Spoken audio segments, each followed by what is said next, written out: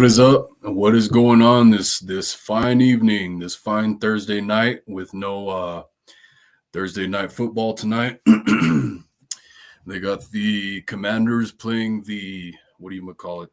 The what was it? The Commanders and the Bears. That's who it was.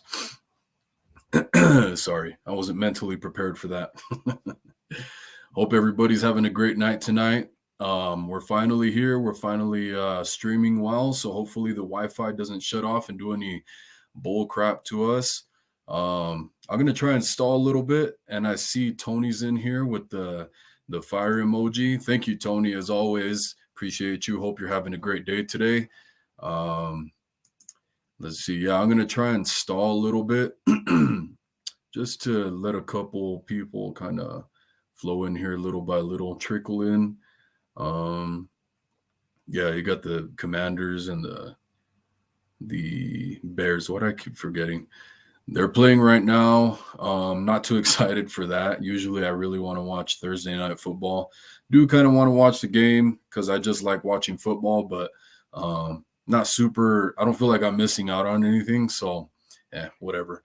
Last time I checked, it was 0-0, which was a pretty good while ago. So whatever. But yeah, just giving everybody a chance to kind of trickle in here a little bit. Get the comments flowing. We got one from Tony a little while ago. Yeah, I was trying to stream yesterday, but Wi-Fi was acting up. It was acting weird. It has its days, man. I don't know why for some reason. Says the StreamYard says the Ethernet cable is better to use, has a more secure connection, so might have to do that one day, especially since I'm on the other side of the house and I'm using a Wi-Fi extender. And for whatever reason, if I go to the other side of the house and use the Wi-Fi, it'll work, but the Wi-Fi extender will go out sometimes too. It's weird. I had to unplug it and plug it back in. You guys got any questions or comments in the meantime? Let me know. If you catch this stream afterwards, when it's not live, just forward through some of this stuff while I'm stalling. I'm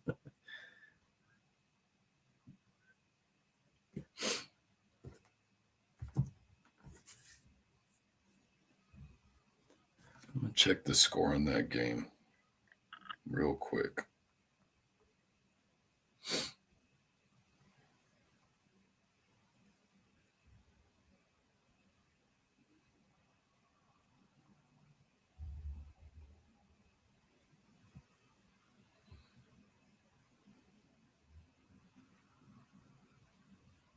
Dang. Almost halftime and it's still 0-0. I'm telling you guys, man, it's pretty pathetic. That's crazy. That's ridiculous. 0-0 at halftime. That's like that Broncos and 49ers game. That game was trash. But, you know, let's see. Yeah, I'm just going to wait a little bit longer.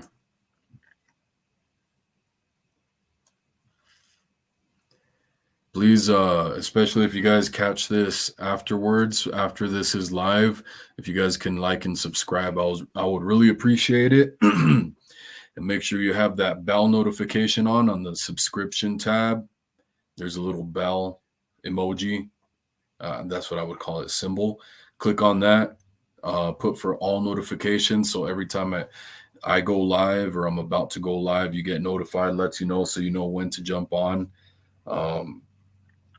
Yeah, please like and subscribe, all that stuff. Please comment, leave your guys' thoughts afterwards, during, before, all that type of stuff. Especially if you guys catch like my live stream afterwards and you guys have comments or questions for the next video, definitely let me know. I try to think of as much as I can to put in these videos, as much content, as many questions as I feel we need answered about the team. But I could miss a couple things here and there every once in a while. I think that happens to everybody. Sorry, I'm always clearing my throat too. It's probably loud.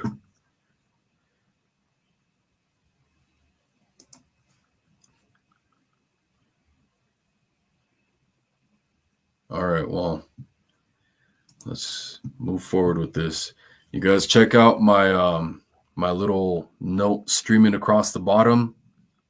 Uh so Monday, um Monday was Indigenous Peoples Day, man. And it's pretty great that we have Indigenous Peoples Day now. You know, being on the continent that we're on and all that type of stuff is pretty cool to see. Uh, and like we're moving into November, which is supposed to be Native American Heritage Month. So that's pretty great, man. Really encouraging to all the Native peoples that didn't see that for a long time, and it's kind of like uh, the rest of everybody else showing some love. And I'm not the greatest spokesperson for this stuff, but just to feel the love and the recognition of a lot of the other people that share this continent, this earth, um, to recognize and kind of give us our own day, especially replacing a a person who I won't mention, replacing their day and putting our stamp on it and kicking them out of the way. But yeah, Monday was Indigenous Peoples Day. It was pretty cool. Really, I should have did a stream that day just to kind of talk about it a little bit and have a good time. But there was a pretty good Monday night football game going on, so I was watching that. Um, and I had already kind of told you guys that I wouldn't stream till Tuesday, anyways, that I was just going to watch the game. Um, but yeah, Indigenous Peoples Day. If you guys did anything, let me know, man. I didn't really get to do too much. Usually I do, or like I'll at least post a bunch of stuff, like especially on my Twitter, my Instagram, Facebook, all that type of stuff. Just honoring Indigenous Peoples Day. Um, talking about some special stuff that other people do or why it's special, and just sharing indigenousness. Right, I guess that's one way to put it. But yeah, you guys let me know what you guys think of that, if you guys do anything for that day. um, but yeah, anyways, moving on. Raiders and Chiefs. The Raiders and the Chiefs played Monday Night Football. That's why one of the reasons I didn't stream on Monday was watching the game. Wanted to get a good look at two of our opponents that we have coming up here, especially really soon with the Chiefs. In about a week, we should be playing the Chiefs. And I was actually looking at the schedule for this week, and I just realized yesterday that they're going to be playing the Bills. So I'm glad we're playing at a different time slot than that game, because I really want to watch that game. Chiefs and Bills, two powerhouse contenders in the AFC. At least that's the speculation by everybody. And you know, there's a very good chance the 49ers make it to the Super Bowl. We'll be playing one of those two teams. I don't know. I don't know which one I would rather play. I don't know. This is kind of rough, man. I'm not gonna lie.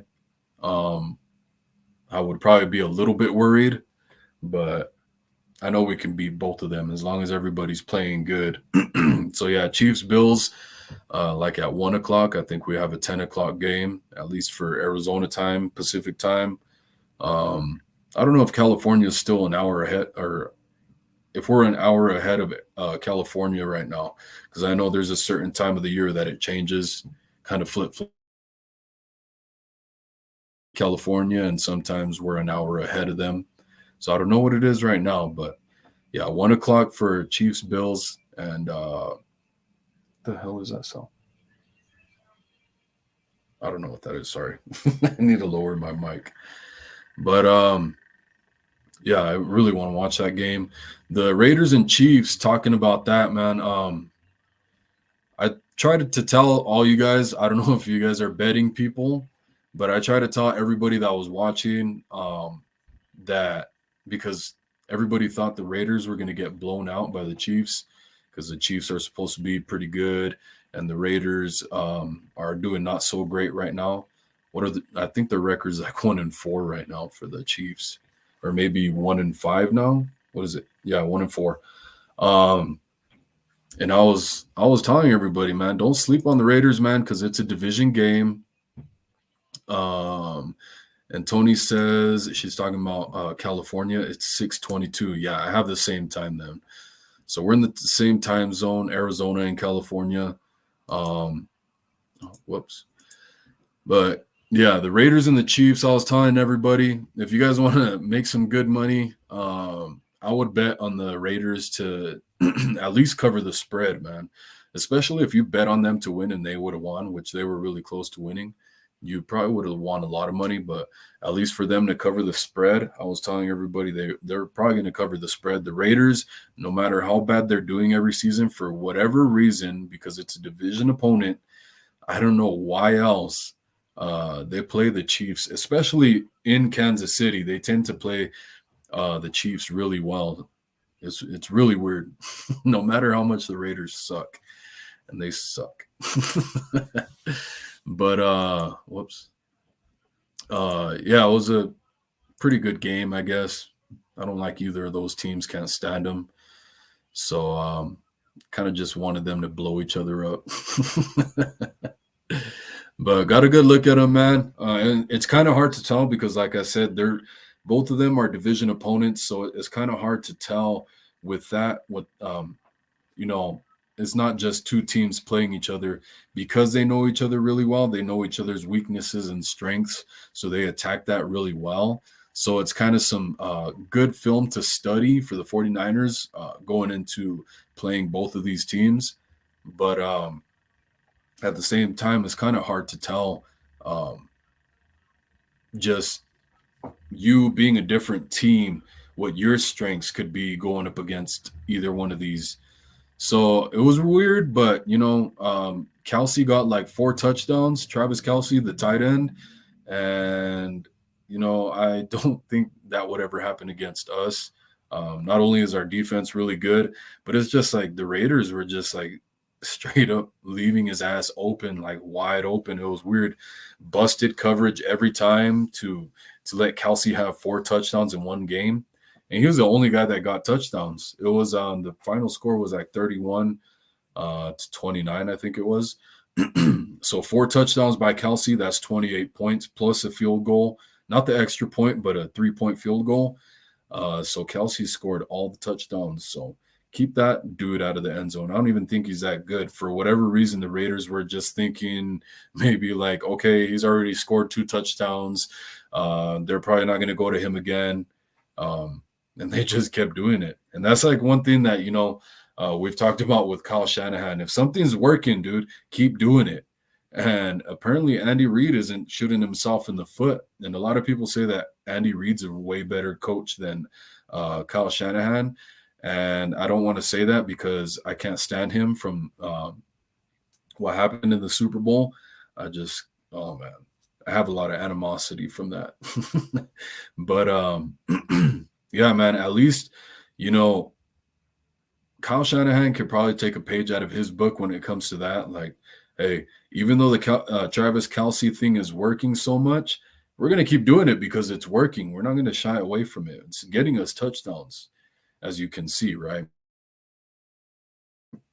But Kyle Shanahan definitely has a history of when something's working, he shies away from it. Like he thinks the other team is going to make the adjustment to shut that down, and sometimes they do, but keep trying it till they shut it down. Not till you think they're gonna shut it down. Wait till they shut it down. But anyways, man, I know you guys know about all the injuries. Really crazy stuff. Pretty ridiculous. Frustrating, right?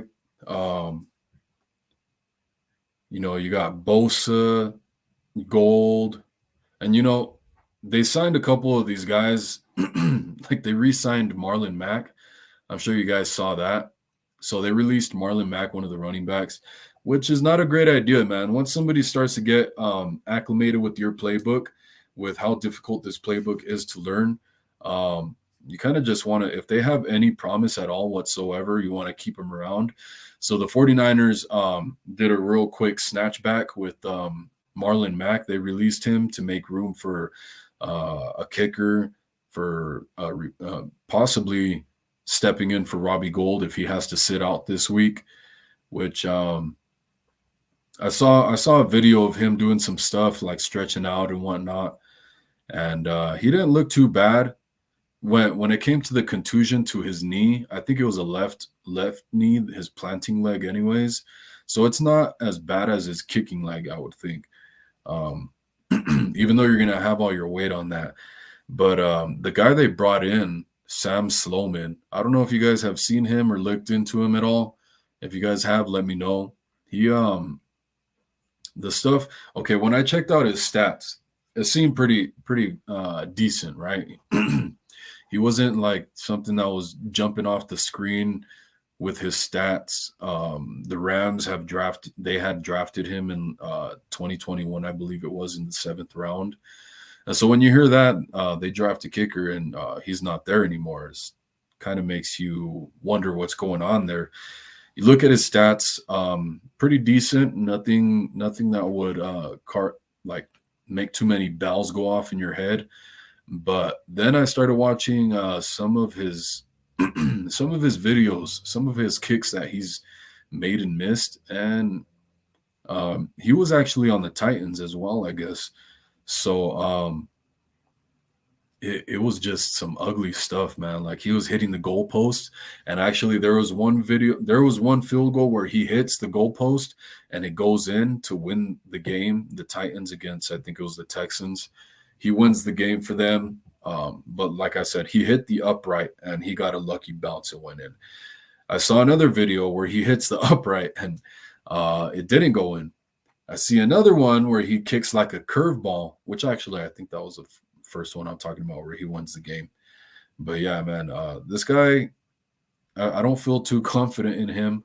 But the way Wishnowsky looked after Robbie Gould had to step out, I would probably be more confident in Sam Sloman to go in there for field goals and extra points than I would be with Mitch Wishnowsky if Robbie Gould can't go. So, I mean, at least there's that. But, yeah, man, we need Robbie Gould back ASAP. And he's getting old already, man. I think it's getting time to where we need to start looking at some other options. And he needs to be smarter, knowing his age and stuff like that. But I appreciate him sacrificing his body, putting his body on the line for saving a touchdown, right? So there is that aspect to it. But yeah, Bosa's been out. He hasn't practiced. Kinlaw, Armstead, all those guys. There's a lot of injuries, man. A lot of people, with the Emmanuel Mosley thing, they really want a lot of people are like, oh yeah, Verrett, we got Verrett. It's okay. He's waiting in the wings. In my honest opinion, he's not looking so great, man.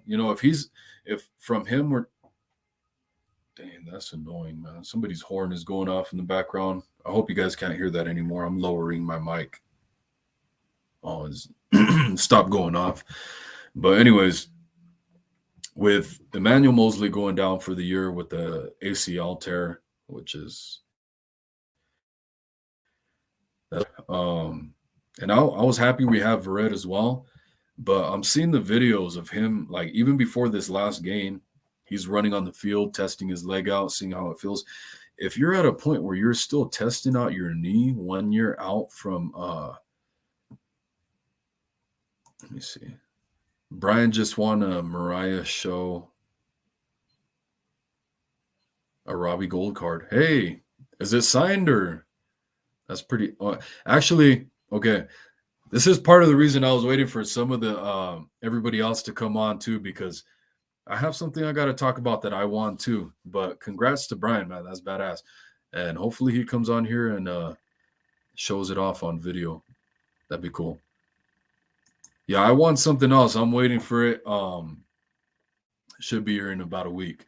And I'm gonna wait till some of everybody else starts jumping in the comments in the live stream too, to kind of reveal what it is, because it's pretty badass, man. I think you guys are gonna be shocked by what I won. I had to pay for it, but at the same time, I did win it. I think, in my eyes, at least. I think it was a win-win. But yeah, anyways, Tony says no, it's just a cool card. And I was at what do you call it? Cracker Barrel, the restaurant. And I don't if you guys have never been there before to a Cracker Barrel, it's like they have a store, kind of like a gift shop connected to the restaurant. And so like after we eat and stuff, we'll take the kids and like walk around the gift shop. And they got a bunch of really cool stuff like there's like an old school candy shop with old school sodas and stuff like that. They had football cards, and one of the guys on the cover of the football cards packet was Trey Lance. So I'm like, oh, cool. I'm going to try and get that. I'm pretty sure it has Trey Lance's card in there. I opened it up. I think it ended up being for the 49ers. It was a Kittle card, which is cool. And I think it was, pretty sure it was Kittle. But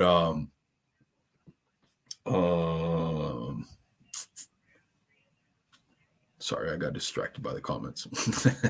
But yeah, anyways, there was no Trey Lance card in there, so that bummed me out. But David says there are so many 49er content creators on right now.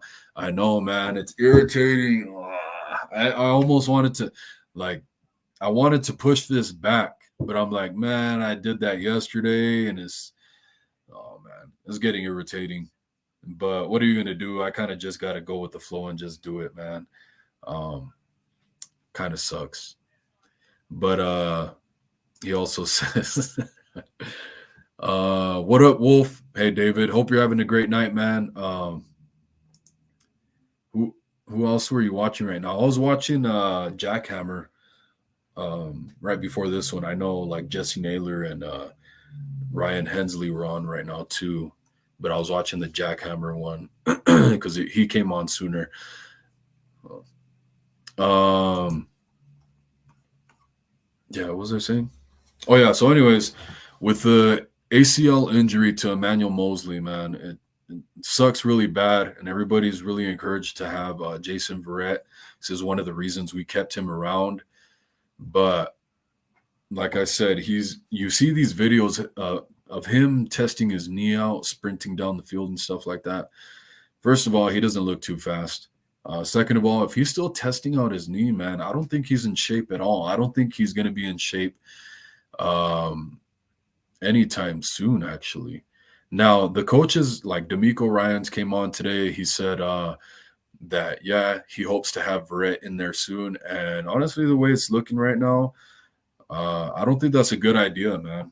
If he's still testing out his knee the way he is, it's like, why do you even he was 100% go last year, and he hurt himself in the very first game. You already saw what happened to Jimmy Ward again this year. Very first play. And I don't know if I talked about that yet, but Kyle Shanahan, if you guys haven't heard, Kyle Shanahan was talking about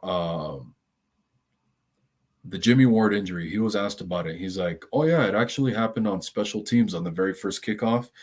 He ended up playing a couple more snaps, and he thought it was a stinger. Turns out he started to feel weird in his hand.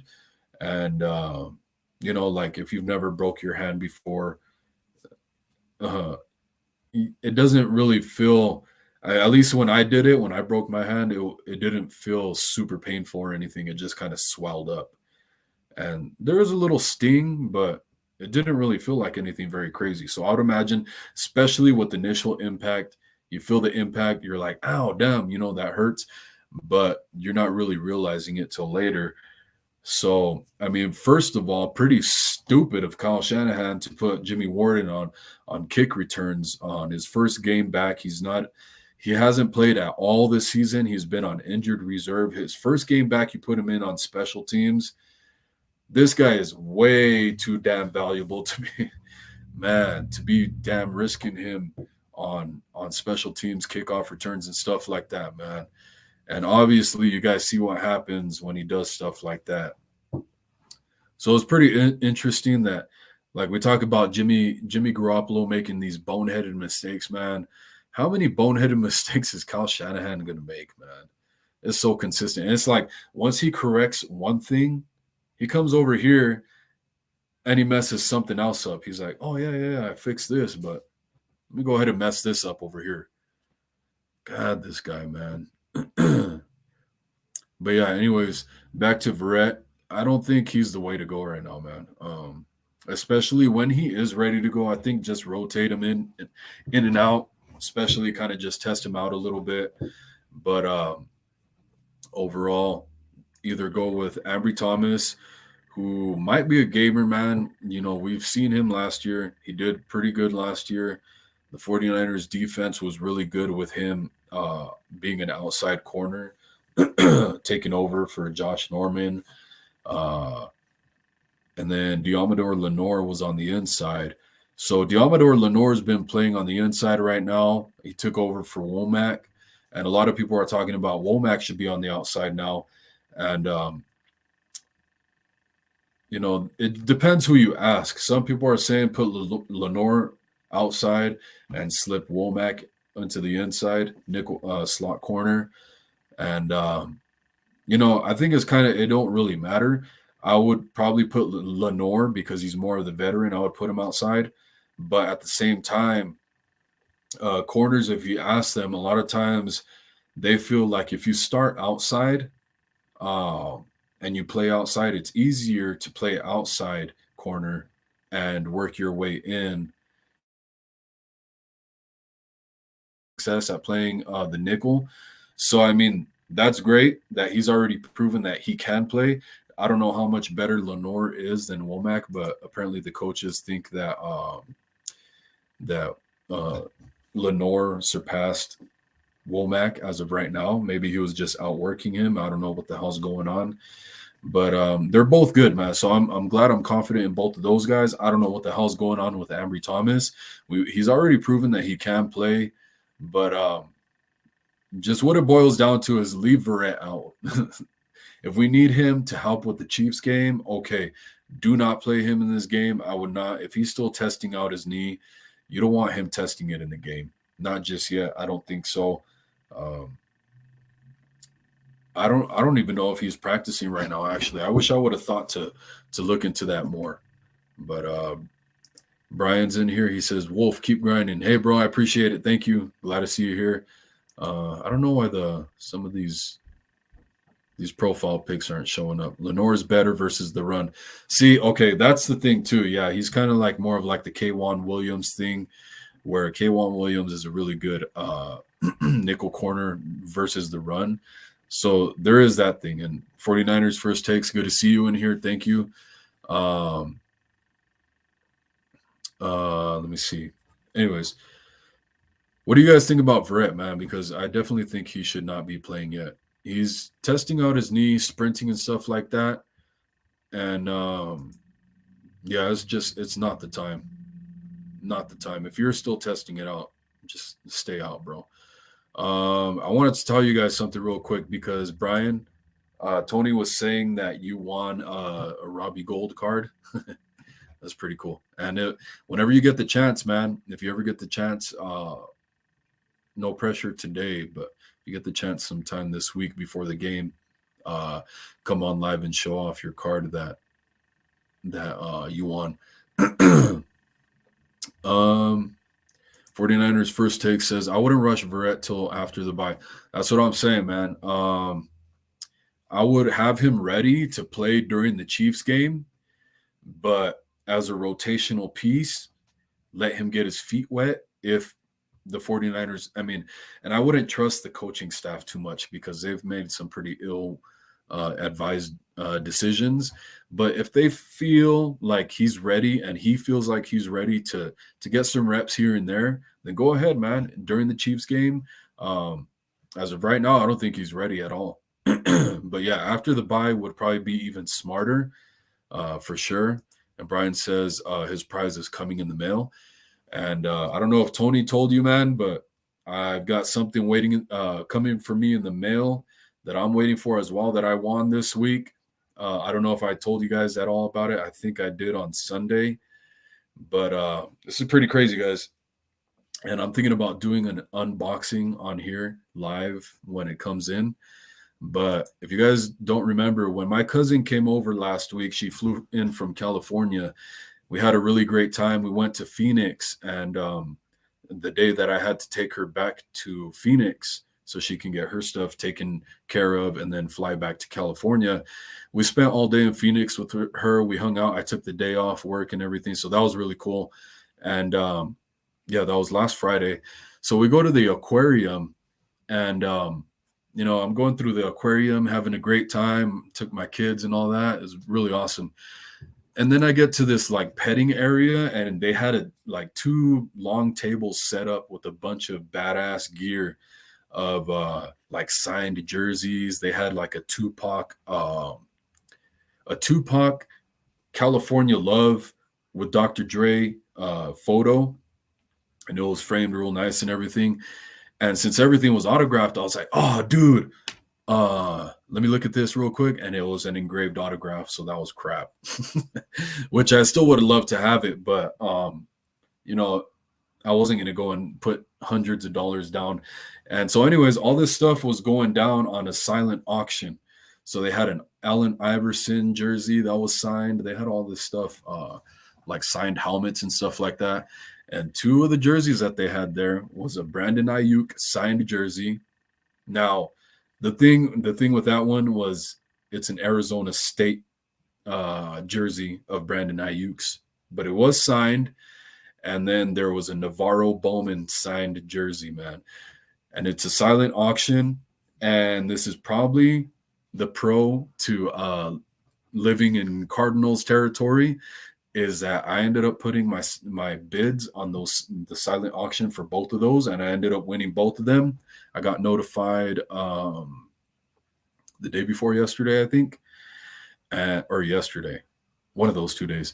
And then, so yeah, I won a signed Navarro Bowman jersey and assigned a Brandon Ayuk Arizona State jersey. And so they should be coming here in the mail in the next week from Phoenix, which I don't know why the hell is going to take a week if they're in Phoenix. I don't get that. But yeah, man, it's really badass. Yeah. Let me know if you guys want to bid for the Brandon Ayuk one. If anybody wants to bid for that one, I might I might be able to move off of it. Brian says that's awesome. Yeah, man. I thought I might win one, but I didn't think I was gonna win both of the bids. So that was really cool. I wanted to get them framed, but that was like super expensive. That was gonna be like another $300 each, which would have been. And I'm hoping they're gonna come with the certificate and everything. It was through an organization for charity. So they're raising money for kids, and I think it was for feeding kids or something like that. So I'm assuming, like Navarro Bowman and Brandon Ayuk signed a bunch of jerseys, sent them out to different charities, and that's how I got it there. So yeah, that was really badass. Really pumped up about that, man. The Ayuk one is cool, but the one I'm excited about is the Navarro Bowman one. Especially because the Ayuk one's the Arizona State University, Navarro Bowman, Hall of Famer, man. The pick at the stick, that type of stuff. Just all the great memories with him and Patrick Willis and this defense back in those days. Love to have the 49ers jersey of him signed, so that's great. Brian says he can't call in tonight. Unexpected guest. Hey, man, I know how that goes. That happens to me all the time, I swear. Just like the other night when we had the birthday party. David says, I need to set up my smart TV so I can get 4 streams going at once. Jeez. The Wi-Fi helps with that for sure. I feel you though, man. Anyways, let's see. Let's move on. We got other topics here to go on to. So I would like to know, okay, I'm assuming, like from what we're seeing, Verrett's not ready to be a starter at all. So it's probably going to be Womack or Lenoir, maybe Ambry Thomas. I don't know what's going on with Ambry Thomas, man. They've said that he's just gotten surpassed and all this stuff, that it kind of seems like he wasn't putting the work in. So that's why he got surpassed, that's what's going to happen, right? talked about how hard work is going to beat talent every day. So, anyways, I'd like to know who you guys think, Womack or Lenore to the outside. Yeah, I think because of what 49ers first takes was saying earlier about Lenore plays really good on the run from at least from the nickel. I don't know how well he would do from the outside on the run game. But either way, man, I'm confident. I'm confident that both these guys can get the job done. So I don't think our defense is going to take a huge step down, if any. D'Amico Ryans has shown he can help these guys out and help them play really well, man. I mean, look, Tayshawn Gibson, he's a veteran, but he came from out of nowhere and he's playing really great. He's actually, last time I checked, he's the number one safety in the league right now. So he even surpassed Hufanga, who had that spot for a while there. So, man, these guys are badass. They're playing lights out, and they're also playing a lot of zone coverage. And, you know, one of the things I saw today from the press conferences was that Charvarius Ward loves the freedom that he gets in this defense to play how he wants to play. And he said, I can play press when I want to. I can play zone when I want to. So, but I have seen him playing a lot of off coverage. So it doesn't seem like he wants to play press that much, which is a little smarter when you want to conserve your energy, especially when the 49ers tend to play like conservatively towards the end of the games. So to kind of conserve some of your energy till the end is a great idea, man. But another thing I want to talk about is the trade deadline, November 1st. So we're just a couple weeks out, man. We're October 13th right now. We got about 2 more weeks till the trade. No, 2.5 weeks from the trade deadline. And one of the guys I saw pop up, somebody who's supposed to be out there on the field today, but I guess he's not going to with the supposed back injury, was I was reading this article because I saw it right before this live stream, was this guy right here, William Jackson III. And I guess he's been in the league for about 3-4 years. And he's under contract right now. He's on the Washington Commanders. And I guess he's really good, man, because he got like a 3-year, $41 million deal. That's a lot of money, man, for a corner. That's a lot of money. Jeez. So they think a lot of this guy, man. And as of right now, I guess it came out to where he's saying he wants out, basically. He wants a fresh start, kind of like the Jalen Ramsey situation before he got traded to the Rams. When he was on the Jaguars, starts complaining. He's like, I don't want to be here anymore, man. And, I guess this guy, he doesn't want to be on a losing team. I haven't seen very much of him. But from the contract that he has, this guy seems to be really good. And so he's sitting out right now with the supposed back injury after that statement that he made. Ron Rivera said it's just a game time decision. He's not going to be playing, just the flow of the game. All the stuff to kind of cover up what's really going on. But yeah, you guys keep an eye on this William Jackson III for the 49ers to make a move for him. They might feel really good where they're at. With the way Verrett's looking, I wouldn't feel so confident because if you're not feeling great about Ambry Thomas and Verrett isn't really 100%, then who are you going to have for depth to squad? That was another guy I should have brought up. A lot of people are saying that they're not going to be surprised if he's starting on the outside. He played in the playoffs last year, and even during the regular season, he did really good, man. He's that seasoned veteran for the 49ers, that lifetime 49er that nobody ever picks up on the waivers for whatever reason. I think there's just that level of respect that the NFL has for the 49ers. Hey, that's their guy. That's their homer, so we'll leave him alone. An unspoken agreement. But yeah, there's Dante Johnson as well. I don't know how he's looking this year.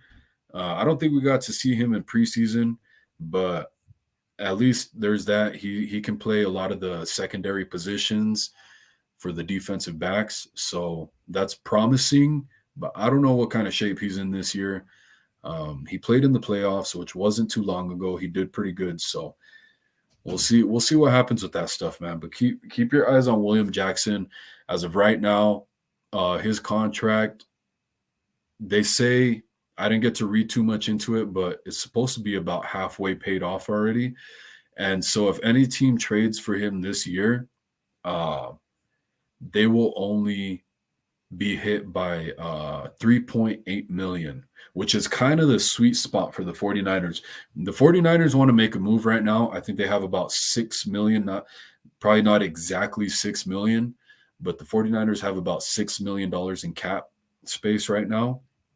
You want to kind of save about 3 million of that for some of the other guys, like on the practice squad and all that type of stuff, just in case you activate them and all that.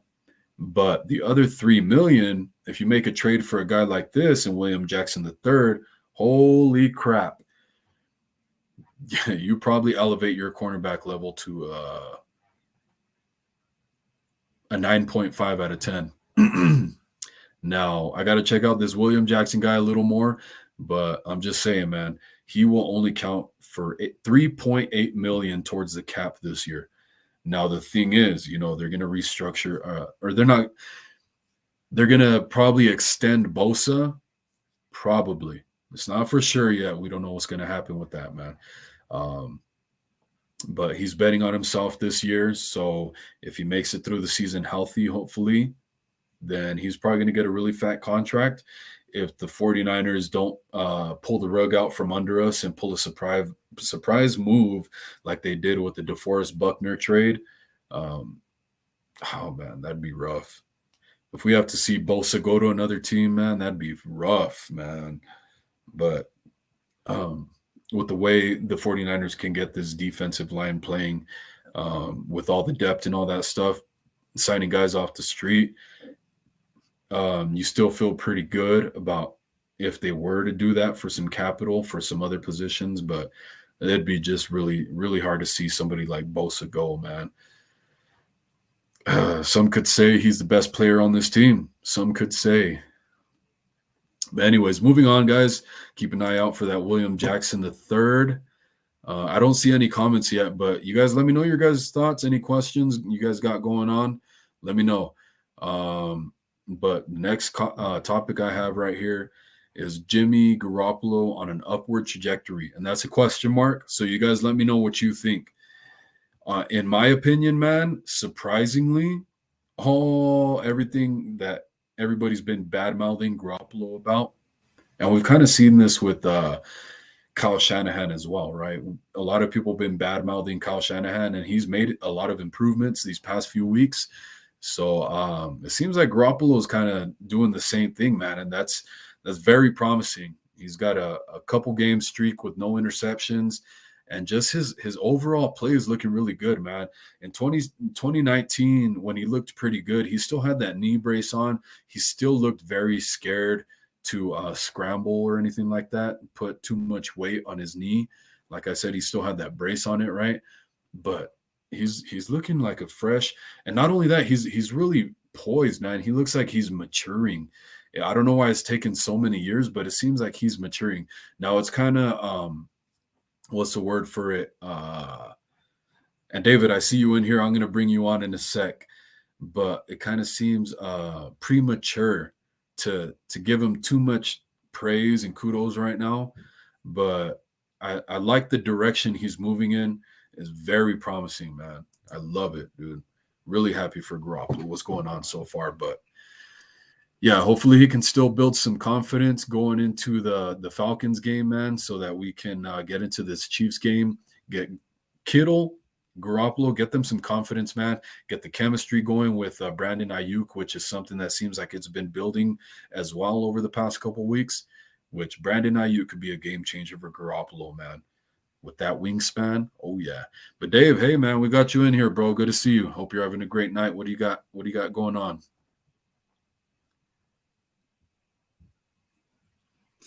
Well, we're talking about Jimmy G and Ayuk, right?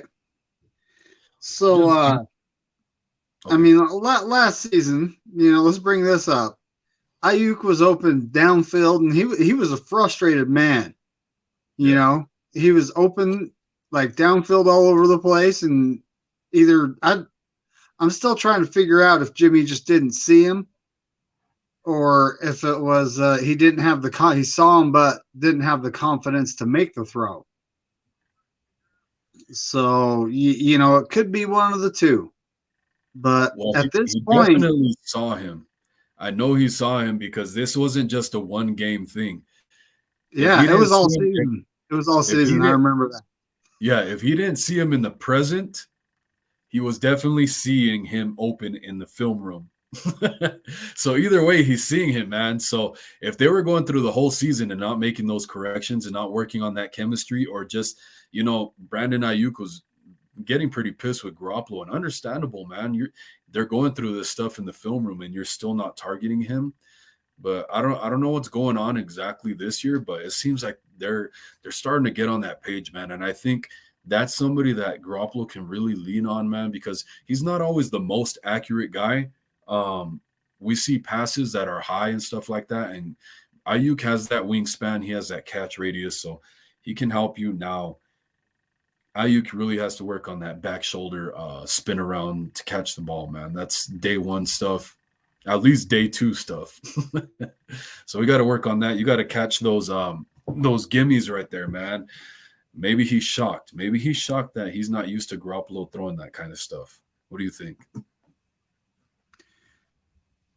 Well, I mean, I don't know, dude. At this point, Jimmy has no choice but to throw downfield, but to show the league that he can actually do this stuff, or he's not going to have a job next year. And I think he realizes that. Well, look what happened this last offseason. The trade market. Now we don't know everything about the surgery. I honestly do think that it had a lot to do with that agent of his. He like a doctor may have told him, "Oh, you don't need surgery, just try rehabbing it." And then it was, and his agent's like, "Yeah, don't get surgery." Then a couple days before the trade, before we're supposed to actually trade him, they get surgery. That's just fishy. That's fishy. And a lot of people say he did it on purpose. I thought he did it on purpose, but at the same time, I think he waited to see if he could rehab it. Turned out he couldn't, and then he went and got a second opinion, and the doctor said you need surgery, and he chose to do the surgery at the worst possible time he could. Yeah, That's just how it ended up. But even after he was cleared, I mean, what was the trade market? We heard, oh, these guys want to trade for him. Oh, these guys want to trade for him. But this is the sports media whose job is to generate views and get attention. So we honestly can't trust what they're saying. You can't. If it didn't come directly from the 49ers, then you can't trust it. That's just how it is. I've been a Niner fan a long time, and this stuff has gone back since I can remember. So, and I honestly don't think a trade market developed for Jimmy G in any way, shape, or form. And I think at this point there wasn't a market for him. So right now, he's going to be looking downfield. He's going to be trying to make those throws, which we all know, Jimmy does make a bonehead throw about every game. There's at least one. He throws into double or triple coverage. You know what I'm talking about. There's at least one. Hey, you know what? Actually, speaking of that, if I can interject a little bit, is that cool with you? Oh, yeah. Okay, cool. I was actually watching some of the Falcons and Buccaneers, and you know who else was making some boneheaded throws right in defenders' chests? Do you know who I'm talking about here? Well, Marcus Mariota? No. The other quarterback. Matt Ryan. No way. Buccaneers, Tom Brady. Oh my goodness. I seen him getting lucky, man. He was throwing the ball in defenders' chest, and it was just bouncing out of their chest, man. And so, like, I've seen a lot of. I know you've probably seen this too. Like, a lot of people are talking about it. That a lot of all the quarterbacks make these same boneheaded mistakes where Mhm. the defenders just don't catch the ball, and typically they're playing defense because they're not great catchers, right? Yeah, They're exactly. they're great athletes like receivers. They just can't catch the ball. So I mean that's been a big narrative for years and decades and maybe even centuries. As long as football's been around, defensive backs can't catch, and that's they say that for a reason because quarterbacks have always thrown into defensive backs' hands, um, and really I don't think Garoppolo had very many throws like that. I can only literally off the top of my head, I can only think of one, but I think maybe there was three tops, but really one bad one where the safety came down. And actually, I saw Greg Pinali talking about it on Eric Crocker's show. He was saying actually Debo was supposed to kind of take that route a little more vertically, and so that's possibly a reason why. Um, from a quarterback's perspective, you throw that ball there. But at the same time, when I'm looking at Garoppolo's eyes, he didn't even look to where that safety was. So that's why he didn't see him there, I think. But yeah, he does make boneheaded stuff, man. But I'm glad to see for the overall part of the game, especially it seemed like that kind of woke him up, as well as the hits. Playing against a good defense, he throws an almost interception. He's like, man, all right, I need to get my shit together. I can't be doing stuff like this. And he played a pretty lights out game from there on out. And I feel like with the receivers, they need to be helping him out a lot more, man. You get Kittle catching a reception, fumble. They could have scored on that drive. Brandon Ayuk drops that beautiful outside shoulder throw. Uh, Debo Samuel, now gratefully, glad that he redeemed himself the very next play, but he drops a touchdown that's thrown perfectly into his hands, man. Beautiful throw, corner of the end zone by Garoppolo. So that's like three scoring plays right there where it's on the receivers. And so when are we going to talk about their boneheaded mistakes, right? This is true. This is Yeah. true. Yeah. But yeah. I mean, well, throwing in a triple coverage. A lot of people don't. A lot of people don't know this. You ready? Brett Favre. I'm sure you know who that is. Oh, yeah. Yeah. He's a Okay. gunslinger, bro. He threw into so many defensive back hands. It's pitiful, but he throws so hard, it's hard for him to hold on to it. Yeah. Yeah. And He's a got lot of people also don't know that he's the NFL all-time leader in interceptions thrown, and it's not even close. yeah. It is by far. A lot of people don't know that. Yeah. He was But really aggressive, right? he You, was. He was. you know what I really remember him for? You probably remember this is the game when he went to the Vikings for the first year and he threw that game-winning touchdown, freaking bomb in the back of the end zone against the 49ers. He was on the Vikings. Do you remember that? Yes, I remember that. Oh my God, that pissed me off so bad. We got my buddy Juan Jose Real in here, man. He says, "What's up, bro? Proud of you, man. If your defense playing like you're playing, you guys are NFC champions for sure." Hey, man, I appreciate it. Hey, and Juan, you're a Raiders fan, right? So glad to see you in here, bro. Even though it's a 49ers podcast, we talk all things football, man. And hope you're doing great. Good to hear from you. And the Raiders have a good team. I just don't think Josh McDaniels can coach. Well, it's his first year. That's just my opinion. This is just my opinion. I don't think Josh McDaniels is head coach material. They should have hired someone else. They should have hired the other McDaniels that's in Miami right now. The other McDaniels that's in Miami. Hey, man, you know what? He's getting a lot of flack right now, too. I think he's still going to be on his third string quarterback, man. That's crazy. Dude, the concussion protocol. I mean, Tua, the doctor, I don't know if you've heard about this, but there's a doctor that said he might have long-term damage from what just happened. Man, I really hope not. I haven't heard anything about it You know, there have recently. been talks that Tua is going to retire, which would, you know, that's a setback for Miami. But at the same Yeah. time, Jimmy, there's your chance, buddy. That's gotta suck because, like, you think about it from Tua's perspective, and you're like, man, if I would have just been smart and not lied that it was just my back, if I would have just waited one more week, I could be playing um, for years to Well, come. we don't know. I mean, at this point, he's probably out indefinitely. We don't know how long. I I've had a really bad, and it wasn't just one concussion; it was two concussions in a week. So I've suffered similar. Not I might not be to his extent, Yeah. or I might have been to his extent because it actually affected me for a couple years. Like, Mm. yeah, it did. It affected me for a couple years. I'd get headaches, and like my sleep was on and off, and it was pretty bad. But I wouldn't saw it. It was literally brain swelling is what it was. Jeez. So, but yeah, and I don't know what that was years ago. I don't know what that's going to do for my long term health. I'm 45 now, and I still like to think I'm smart, but I have my days. Yeah, I don't know if you've ever heard me talk about that before. Let me ask Juan real quick.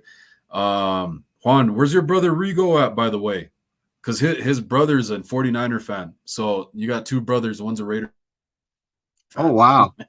So we could get both of them in here arguing. That'd be cool. And I haven't talked to Rigo in a while, so I hope he's doing good, man. Yeah, if you talk to him, give him just. I hope he's doing great, man. Just tell him I said what's up. But yeah, man, I've talked about this on my channel before too because I played football and I was a professional boxer for a while. And so I feel the same way, man. I feel like my mind kind of drifts a little bit. The same thing, I had headaches, but I don't know how much of that was stress too, sleeping type stuff. So I feel weird. So I really want to get back into boxing because it was more about my location is why I stopped. And I went from California to Arizona, Flagstaff, Arizona. Ain't really got anything for boxing gyms, but yeah, I feel a lot slower than I used to be, and I'm the fighting type. Like I don't like to do this dancing around boxing stuff. Like I want to get in there. I want to whoop your ass. We're going blow for blow, man. It's me and you, center of the ring. I'm gonna get you against the ropes or stuff like that, right? So when you play that, I mean, when you fight in that kind of style, you're lending yourself to head injury, right? To getting hit more. So probably should have been smarter about that, but at least I know now. So if I do get in the ring again, hopefully I'll be smarter about it. Juan says the coach sucks. I respect that. We do have the team, bro. As far as the Niners, you guys are better in every aspect. Jimmy here, your chance, but my wife and boys are all Niners. Dang, that's crazy. That's crazy, man. As a father, I could never let my kids be Raider fans. I'm gonna get the belt out. Or really they got to be 49er fans. But I feel like fans get really hasty when it comes to like a first year coach. It's not going to happen overnight. So you guys do have a chance still. Same thing is kind of going on with the Broncos. The Broncos have a first year head coach. They have Russell Wilson for the first year, and fans are already booing them like every single game. It's like, man, if these guys get clicking, you guys better keep all that same energy you guys did at the beginning, man. So if they start doing good, it's like the Broncos, give them their flowers too. But Juan says he's working, I think. Yeah, just tell him, if you talk to him, tell him I said, what's up, man? Tell him to come in here too, and you guys can argue about Raiders and Niners. The chat is heating up. He said his wife and kids are 49ers fans. That ought to be an interesting house when it comes to that game later on this season. Bro, I've seen that happen before. Not with the kids. I've seen couples where they're, the opposite fans, and it's like, it's not gonna happen. Oh my goodness. I'm looking at Thursday night football, and it's another snoozer, buddy. It's the Commies 3 and the Bears 7. Another snoozer. The Bears are 7. I call it a snoozer because last week I was on this other guy's live stream. He was, doing a play-by-play of the game.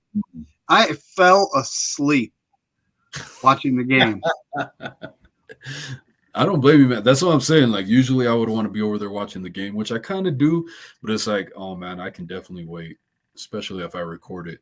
But Juan says, what happened with your boxing? Yeah, bro. You know about, when I took off to Standing Rock and all that, I met my lady, and then I ended up moving up to Flagstaff from California to be with her. And yeah, it's not like California where there's badass boxing gyms all over the place. If you come to Flagstaff, it's not really the scene at all for boxing. So it's just been that. I've been wanting to move to Vegas to get back into boxing before I get a little too old for it. But I don't know. I got to think about my mental health as well. I'm also thinking about starting my own boxing gym here, so we'll see about that. He says, it's all love, bro. You know that. Hey, man. Yeah, I know, dude. You've been A1 since day one. He says his prediction is 10-7 for the Raiders, the Niners 13-4. And hey, what do you think about that, Dave? Because the 49ers already have 2 losses to start the season. We have a really tough schedule moving forward probably after the Falcons. We can't count the Falcons out yet, but, I feel pretty confident. Well, when it comes to the Falcons, we all remember 2019. Rolling into that game, we're going to beat these guys. No problem. Yeah. We're just going to lay the smack down, and they stood up and punched us in the face, which honestly, I think that was the wake-up game. You know what I mean? Yeah. That got us to the Super Bowl. I give the Falcons credit for that. But at this point, they're playing pretty good. I don't expect this to be a total cakewalk like the Panthers game, especially missing all the people we are. But I think we're playing good enough to the point where we should walk away with a victory. And I don't think it's going to be a blowout. You never know what's going to happen. Hopefully it is, because that's very relaxing for me. I can just but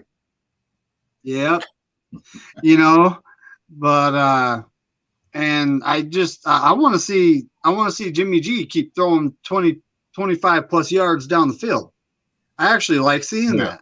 Hell yeah! Normally it's dink and dunk, 5-10 yard passes. Let the yak bros work.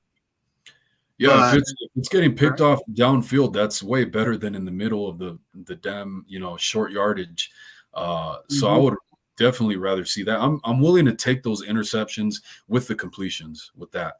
But what do you think about the record? A lot of people thought we had a really tough schedule coming into this year. It's not looking as tough, I don't think, anymore. The Dolphins, all that dysfunction that's going on over there at the quarterback situation. You like the Rams, they're not looking so great this year.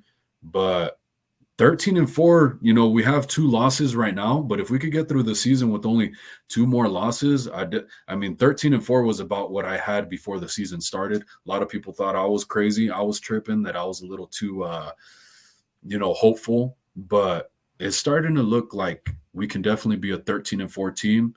It's just health, I think, for me. But when it comes down to it, I was looking at the banged up power rankings, which if you're high on those, if you're high, you're not banged up. If you're low, you're banged up. We were literally 31st out of 32 teams at this point, and I have to agree with that.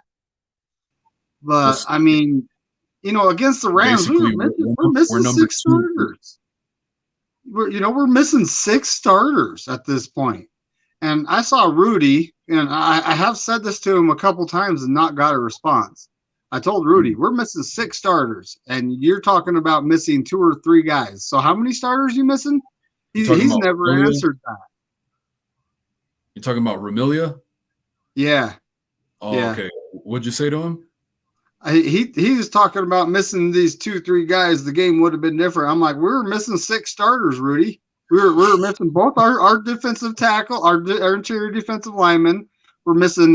This is just on defense. Azeez Al-Shaair, Jimmy Ward. There's 4. Then we're missing Trent Williams and Eli Mitchell. That's 6 starters we're missing. Well, the difference is the 49ers have all this depth. The Rams is like a couple stars, and then it's a bunch of Jimmys and Mids, Joes. bunch of mids. And I mean, their third stringers might not. I mean, probably would barely make another team if they do. Yeah, You right. know, Yeah, they're but definitely dealing with injuries right now too. I saw that while Cup was back in practice today, limited, but him and Aaron Donald have been out of practice. They didn't practice yesterday. were But they yeah, just resting them, or are they banged up too? oh no, they got foot injuries. Oh boy. Yeah, and I forget who the Rams play this week. I forgot. But yeah, it's not looking so great over there in SoFi. What is it? 49ers South. Levi South. Levi South. I think it's funny how the Rams people go, "Whose house? Rams." It's like, what's up with the Sea of Red then? Uh-oh. Brian says, let Jimmy sling it. That's what I'm saying, man. Hey, he's doing really great. If he doesn't throw an interception in this game, it'll be his first time in his history with the 49ers, or actually ever, I think, where Jimmy Garoppolo goes 3 games without throwing an interception. So really hope he can do that. But at the same time, you want to see him not be too conservative and just going for that streak. A lot of people don't think he could do it. I definitely think he can play well and still not make that interception. So, yeah, man, let him sling it. Even if the interception, if it comes on a deep shot, I don't think anybody's going to really criticize him for that. Well, if he's actually trying to hit someone deep, then I'm not going to criticize him because we hardly ever see it. Well, think about, I would like to see him do that more often. Oh hell yeah! I think something else I'd like to see. We're not using Danny Gray at all. I mean, the poor guy. No Trey Lance to throw downfield to him. Where he's going to have a wasted season if we don't do something with him. That's exactly who I was talking about right now. Instead of having Debo do jet sweeps, let's have him block. Debo block. And let's get Danny Gray doing those jet sweeps with that speed. Yeah. But, Kyle Shanahan, I'm not in Kyle Shanahan's ear. Sometimes I wish I was, but, from my experience, and I really want to see that too, but I hope he can do it in a smart way, because in my experience, it's really hard that if you're fast, and I wasn't one of the fastest guys, but I really shocked some people when I would take those jet sweeps. They're like, what the hell? Because my 40 speed wasn't very great. I think it was like a 4.6, but my game speed was different. And so it's really hard to turn the corner when you're moving that fast. So hopefully he can kind of keep himself under control, especially let's say for, conversation's sake that he were to run a jet sweep in this game that's on turf. So you got to be wearing the right cleats. You would rather have your foot slip than really dig into the turf and roll your ankle. So you got to be careful with that stuff too, with how fast he is. But I would love to see stuff like that from him. They were talking about how in training camp, him and Ray McLeod were making all these plays all over the place on offense, not in special teams. They were doing it on offense, and we haven't seen it in the regular season. So I want to know what the hell's going on with that stuff. Now, a lot of times, I wonder if Kyle Shanahan just keeps half his playbook in his pocket and just doesn't bust it out. I think that's what he's saving it. He doesn't want teams to see it. He wants to save it for down the road when people aren't expecting it. Yeah, and that's honestly what I think's going on with the running back we haven't seen yet. Here we are signing Tevin Coleman like a week and a half ago, and all of a sudden he's in a game. We haven't seen Jordan Mason. And he looked pretty good in the preseason. He did. He looked like a running back. He's hitting the holes hard. He's, bouncing off people. He's getting downfield. He seems to be the prototypical back for this offense. Hey, it's JP Mason, sir. Is it JP? Yeah, they I don't know. You didn't see that they changed him up to JP Mason now. For the past few weeks. Yeah, they're like, JP Mason, and everybody's like, what the hell, JP Mason? Who that? And it's like they're talking about Jordan Mason. Yeah, they changed it from Jordan Mason to JP Mason out of nowhere, like the whole Mooney Huh. Ward thing too, kind of. Well, Yeah. Where did Mooney come from? I have no idea. I just started hearing people call him that. I was like, huh? Yeah, it's a childhood nickname. Okay, that makes sense. What was it? There was some, I think it was his mom, actually. I forget who it was. It was one of the players' moms. It might have been Charvarius Ward. His mom was like, I want you guys to call him by his name. I named him that for a reason. What the hell? Sorry. Actually, okay, so talking about the Danny Gray shot and 49ers Ultimate Report. I see you in here. Just give me a second. Oh, there's John Jay, man. Yeah. Yeah, that's John Jay. I always quote that from Rambo. I'm like, Rambo, John Jay. Hey, John Jay with no H. Yeah, you remember that though from Rambo? Yeah, John Jay with no H. Yeah. From 49ers Ultimate Report. I'll get to you in a second, bro. Sorry about that. Sorry for the wait. Yeah, so the shot to Danny Gray, and this kind of proves, man, if you get an interception on those deep shots, I don't think anybody's going to be mad at you. Everybody's been calling for it. That's the weakness that everybody around the NFL points to you having. Now, for example, Jimmy Garoppolo, you took the shot to Danny Gray in double coverage. Still, I don't hear anybody criticizing you about it. You took the shot, everybody's praising you. So that's proof in the pudding right there. Don't be afraid of it. Juan Jose Real says, all I got to say is the Niners defense better than the Cowboys, bro. And you know how I feel about Dallas. Oh, yeah. I'm old school 49ers fan. I hate Dallas. Oh, man. I call them the cow patties. The cow patties. You know what? Actually, let's get 49ers Ultimate Report in here. And Juan, you know, I think everybody around the league, the whole NFL that's opposing fans to the Cowboys kind of feels that same way. But John Jay, hope you're doing good tonight, bro. Good to see you. How you doing? First of all, thanks for having me on, man. Appreciate it. Of course. Always appreciate you, man. What do you got on your mind? Well, you know, just, you know, waiting for Sunday, you know, we'll see what happens. I do feel the Falcons are going to be a really good test, and they're not as bad as their record says they are. You know, they do have a very bad run game. Their pass game is, you know, in the middle of the bunch. Well, when it comes to their offense is about running the football. They're the number 2 running team in the NFL for a reason. 165, you know, rushing yards per game. If we take that away from the Falcons, you know, Marcus Mariota is not the best passer. So if we take the run game away, the Niners should have the chance to get the victory. But it'll be a good game. We'll see how many players we get back for Sunday, because a lot of players are injured. They're not practicing, and we'll see what happens when the injury report is announced tomorrow. So I just can't wait for Sunday. Oh yeah, definitely. Real quick, I'll let you go in a sec, Dave, if you got anything to say on it. But before I forget, John Jay, I want to ask you, because you know we're talking about the Buccaneers and Falcons, right? And I haven't watched too much of the other Falcons games. I know they said that the other ones were close, but when I think about it, I'm like, okay, they played the Rams close. Okay, it wasn't till like garbage time that they started coming back. Same thing with the Buccaneers. Now the Buccaneers, and this kind of goes for the Rams too, their defense is not as good as our defense, whether we've got Band-Aids in there or not. So there's that. And they couldn't score on those teams until the end. Same things with the offenses. Our offenses are better than both of those teams. So we're going to put pressure on the Falcons by scoring. As long as we score and we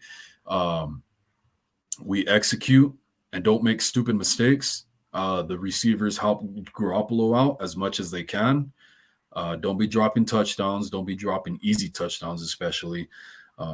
Brandon Ayuk catch that over the shoulder outside throw. So we're better on offense than those two other teams. We're better on defense than those two other teams. As long as we score, we execute on offense. It's going to put pressure on the Falcons to make mistakes. And with as good as our defense is, I think I'm confident, man. I hope the 49ers aren't sleeping on them. I don't think they are. I think they took revenge on the Falcons last year after what happened in 2019 when they got embarrassed at home. And I think they're going to keep that train rolling into this season and just put a whooping. I'm predicting like a 41-20 game. I'm not going to lie. And that's being generous. I'm not going to lie. Just giving the Falcons garbage time points. But how do you feel about that, man? Let's see. Well, last week, the 49ers, for the first time, passed the 30-plus points this season. Of course, earlier in the year, there was a lot of question marks. Yeah. The first couple of weeks, it was awful. But the 49ers are finally putting points. The week before that, we put 24 points. We did put 27 points on the Seahawks. The Seahawks are not a good team. It's going to come down to our offensive line, and I know not everyone is talking about him, but Aaron Banks was announced this week. I think it was yesterday. He has an Achilles and some tendonitis in his knee. That's not good. I don't know what his status was today. Ebukam, also dealing with an Achilles. We don't know what's going to happen. So there's some players that we have to find out. So if Banks is able to play, that'll be really good. Do I think the Niners will put like 40 points? It depends on how Kyle runs the offense. And Jimmy, one thing about him, he's very limited. He's not going to take a lot of big shots. He's not going to take a lot of big plays. Last week, he took some big shots down the field. He took some good shots. He threw a 30-yard pass while he got hit. I didn't know he got hit. After I rewatched it, he got hit and he threw the ball and he still connected to his wide receiver. So if Jimmy is basically completing the passes, moving the ball down the field, there's a possibility we could run the score up. But I'm not going to say we're going to score 40 points unless Jimmy does all of that stuff. And then the defense, even if we don't have Ebukam or Bosa, we have a lot of depth. And one player that no one's talking about is Charvarius Ward, leads the league with the most pass deflection. So Marcus Mariota is going to have a tough time throwing the football. So if I have to put a score, and I don't do predictions, if I do a score, I think the Nets would put maybe like 31 points, and the Falcons will probably have 14. If I would, have to put a score, that's what I would say. I think you're being a little generous with 2 touchdowns, but nah.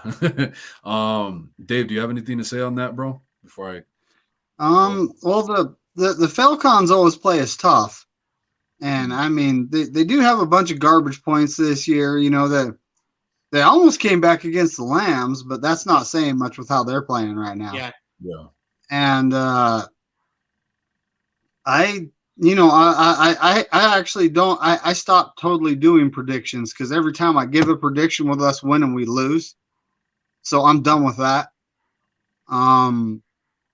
And. I do know our football team is better than their football team. Their top running back, they have one of the better rushing attacks in the NFL right now, but their top running back is out for the game.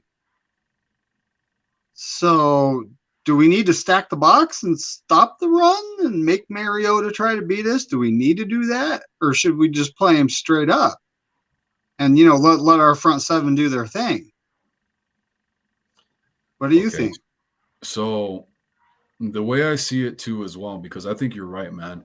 I think Baker Mayfield is an overall better quarterback than Marcus Mariota. And not only that, he's more of a seasoned vet, right?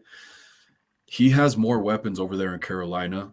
And look what he was able to do against our defense. I don't think, Marcus Mariota, he does have the mobility thing going for him a little bit more, but you can't lean on that too much. Get yourself hurt, you're going to probably get the ball punched out.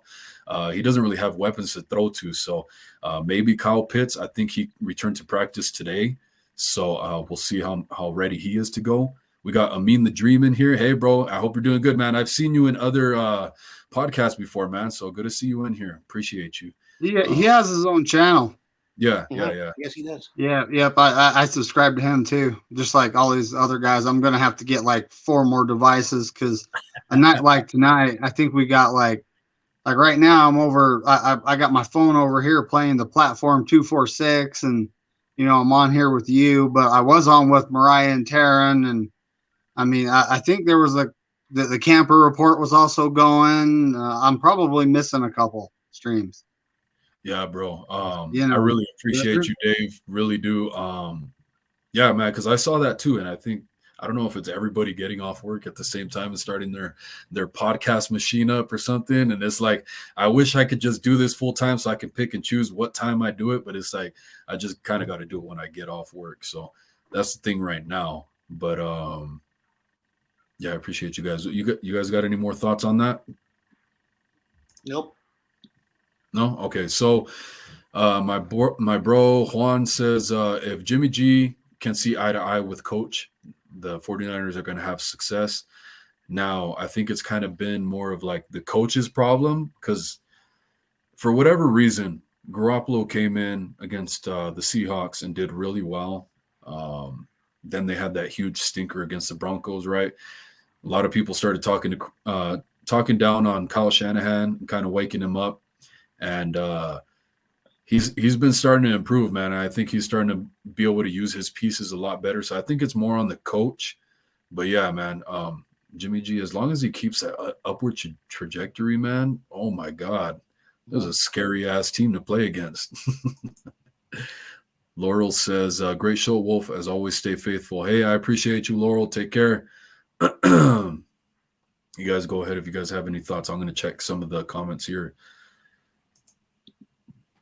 I'm looking at the Monday night game, and here's the score update. Commies 6, Bears 7. Yeah, I was on YTC before I hop on in here, and nobody wants to watch that game. I bounced out early, and he's gonna end early. Like the game's gonna end like before 8:00. Well, and on this side, I live in the West Coast, so back-to-back games, sleeping. Yeah, man. Hey, I remember last season, I think there was like one good Thursday night game all year. The rest of them, it was like, wow, why are we watching this? But is this wasting my time? Can I have that 3.5 hours of my life back? That's what I was thinking last week. Is like, can I get this time of my life back, please? Yeah. I feel you guys, man. You know which one? Other than the 49ers, if I were to pick a game to have in primetime, it would have been that Kansas City Buffalo one, man. I'm gonna definitely keep an eye on that game. I'm glad it's in a different time slot. But the Dream says, yeah, the 49ers fans are blessed with great content creators. Hey, that's right, man. I don't check on the other fan bases too much, but that's the word around the block, man. 49ers have the best content creators. I've seen your stuff, really great. I used to be on a different channel, and I started this one so I could start my 49ers podcasting. So the name is new, but I've been around for a long time. I've seen you around for a long time. Great stuff, man. Keep doing your thing. If you ever want to jump in here, man, you're more than welcome. With open arms. What were you gonna say, John Jay? Were you trying to say something? I was gonna, talk about the Dreams comment. We have so many 49ers content creators. It's just unfortunately, I do also have a life. I do podcasting part time. Yeah. I do part time work outside of YouTube. Unfortunately, I have a life. That's not what I'm saying. But the point of the matter is, like, I really wish I could watch everyone. There's some 49ers content creators, I disagree upon, but just because I have my disagreements, we do have a big fan base, difference of opinions, looking at very different ways of the team. But I've always branded myself as a realistic, true 49er fan.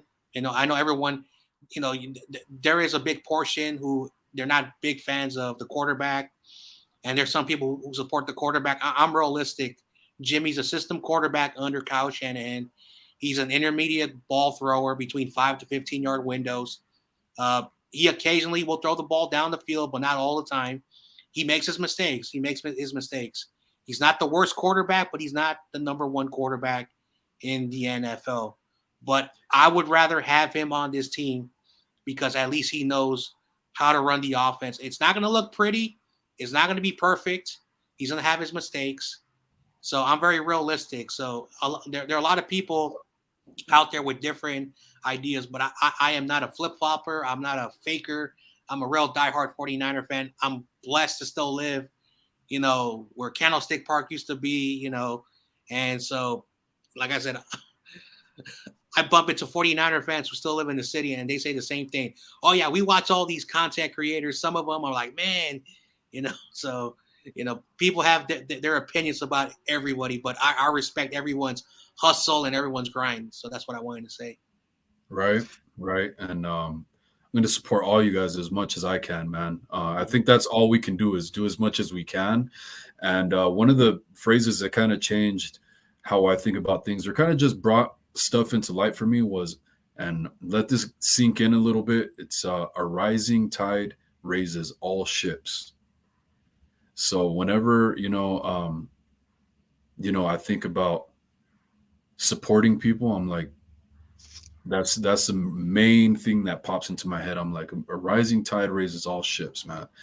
And just let that sink in. Think about that and take what you can from it. But I'm glad to have people that we can disagree with too, because it definitely gets the creative juices flowing, and you find common ground in going back and forth, and we're going to chip away at stuff and get to the bottom of it, right? Dave, did you have anything to say? Sorry. I was just reading the comments, and I saw Brian comment about the Eagles, and that got me thinking. I was looking at the QB rankings, and I don't remember what site the QB rankings were on, but they had Jalen Hurts in the top 4. I was like, what? Like, yeah, that's weird. Where did this come from? Jimmy G right now is ranked number 12. And I'm like, and they had QBs that I think is a little better than him behind him, but I guess it's all relative to opinion, right? Hey, well, just a couple of weeks ago, they had Jimmy G at like number 21, so that's a step in the right direction. If he can continue that kind of pace, he might be number 4 next week. Hey, he keeps throwing downfield. I'm not going to be. I'm going to stop. Dogging him. I keep saying he has one job. Don't screw up. Hey, if he does that, man, I better see you on here with the Jimmy Garoppolo jersey, like Brian. No, that's not going to happen. Dare you? I know. Oh, shame. See, no way. I really think, just out of respect for Garoppolo, what he's helped change around here, I think I'm gonna get a Garoppolo jersey at some point, especially since they're on sale now. They're like like $80. Oh, I bet they're cheap because they know he ain't coming back. Well, hey, they might be on the up and up again after a while here, so I might have to hurry up and get one. But now, when it comes to jerseys, I'll only buy like old school greats type of stuff, like Roger Craig, Joe Montana, Ronnie Lott. If I could find a good Ronnie Lott jersey, I would swoop on that. I'm the same way. They got to be established 49ers. So I have like the newest ones I've gotten were Kittle and Jimmy Ward. But I don't know if you guys heard earlier, I actually won the auction for whoever wasn't here earlier. I won the auction.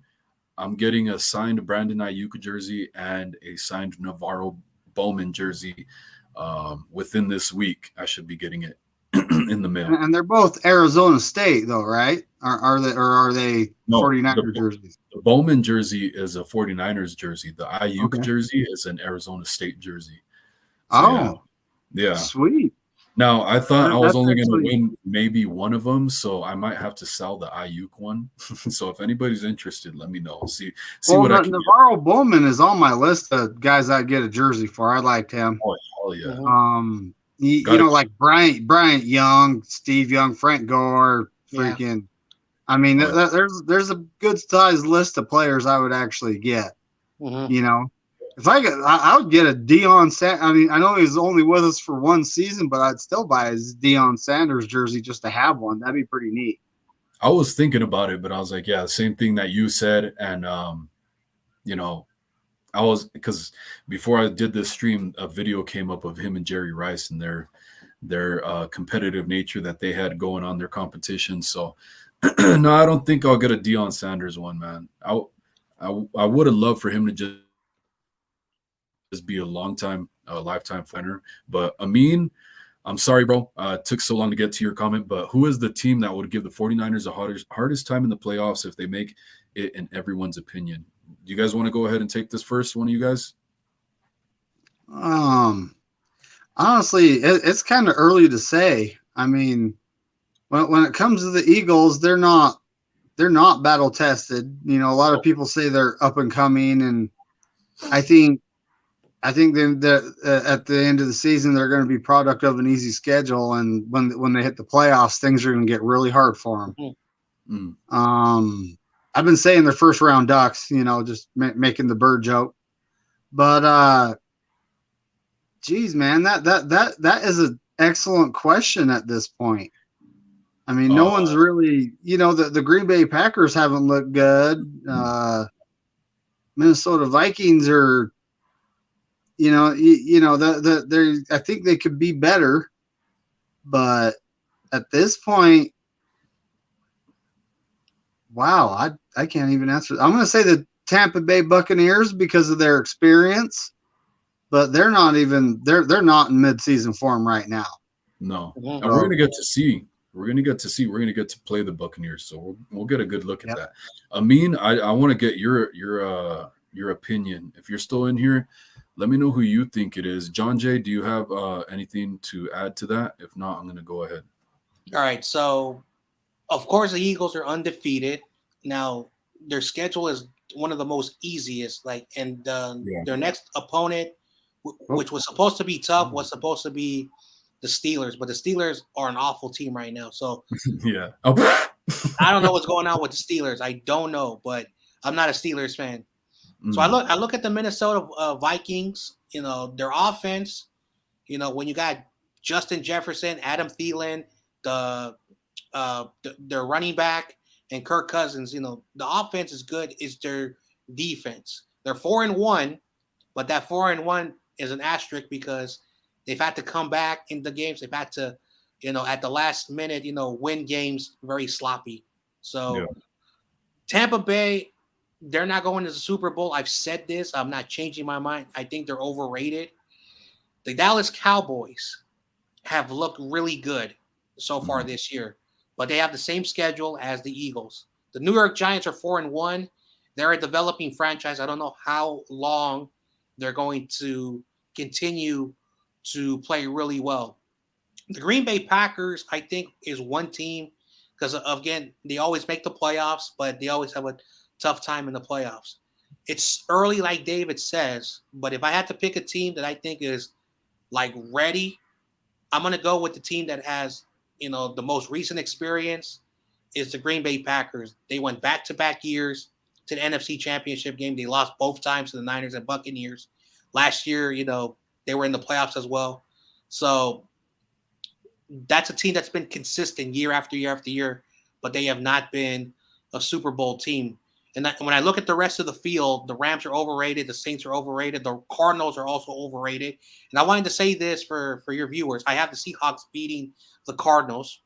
And then the Bears, you know, they should be much worse than they are because we should have beat the Bears. But then you look at just the rest of the conference is not really good. So that's just my thoughts on that. I got the Sea Chickens beating the Red Chickens too. See, I definitely would put them to cover the spread. I do think the Cardinals will beat the Seahawks, so we're going to have to come back and see about that. But the Cardinals, I mean, this is a toss-up, right? Because the Seahawks are like a new team in a way, and they're kind of on the up and up a little bit, and the Cardinals are kind of just a mess. So, I mean, they can definitely beat the Seahawks in a very orderly fashion, but I don't know, man. Because of how hot of a mess they are, they can definitely drop the ball on this one. So as far as my opinion for who's the hardest team, now I take a look at last year as well. How the Cowboys were not battle tested going into the playoffs. That's why a lot of people felt like the 49ers had a good chance to win, right? Same thing going for the Eagles. So that's a good argument. But we played the Eagles last year. They're a better team last year than they were last. They're a better team this year than they were last year. And they played us really, really tough. That was a super close game we played them in last year. And we were pretty good last year. And, you know, the Eagles are kind of like another 49ers team, but with the mobile quarterback because they have a really good overall team. They're not undefeated for no reason. They're doing really good. Yeah, they're young, but that wouldn't be a team I'd want to play as the 49ers. So, you know, I love my 49ers. I'm confident in them. I think the Giants are another sleeper. They're kind of like that 2019 49ers, if because I know you said that they kind of are really winning in really messy ways at the end. But that was the 49ers in 2019. Their narrative around the whole team was they find different ways to win every single game. It's a different way to win. They just had to find a way, and it was a lot of close games. So, and that could be really dangerous, and it's crazy.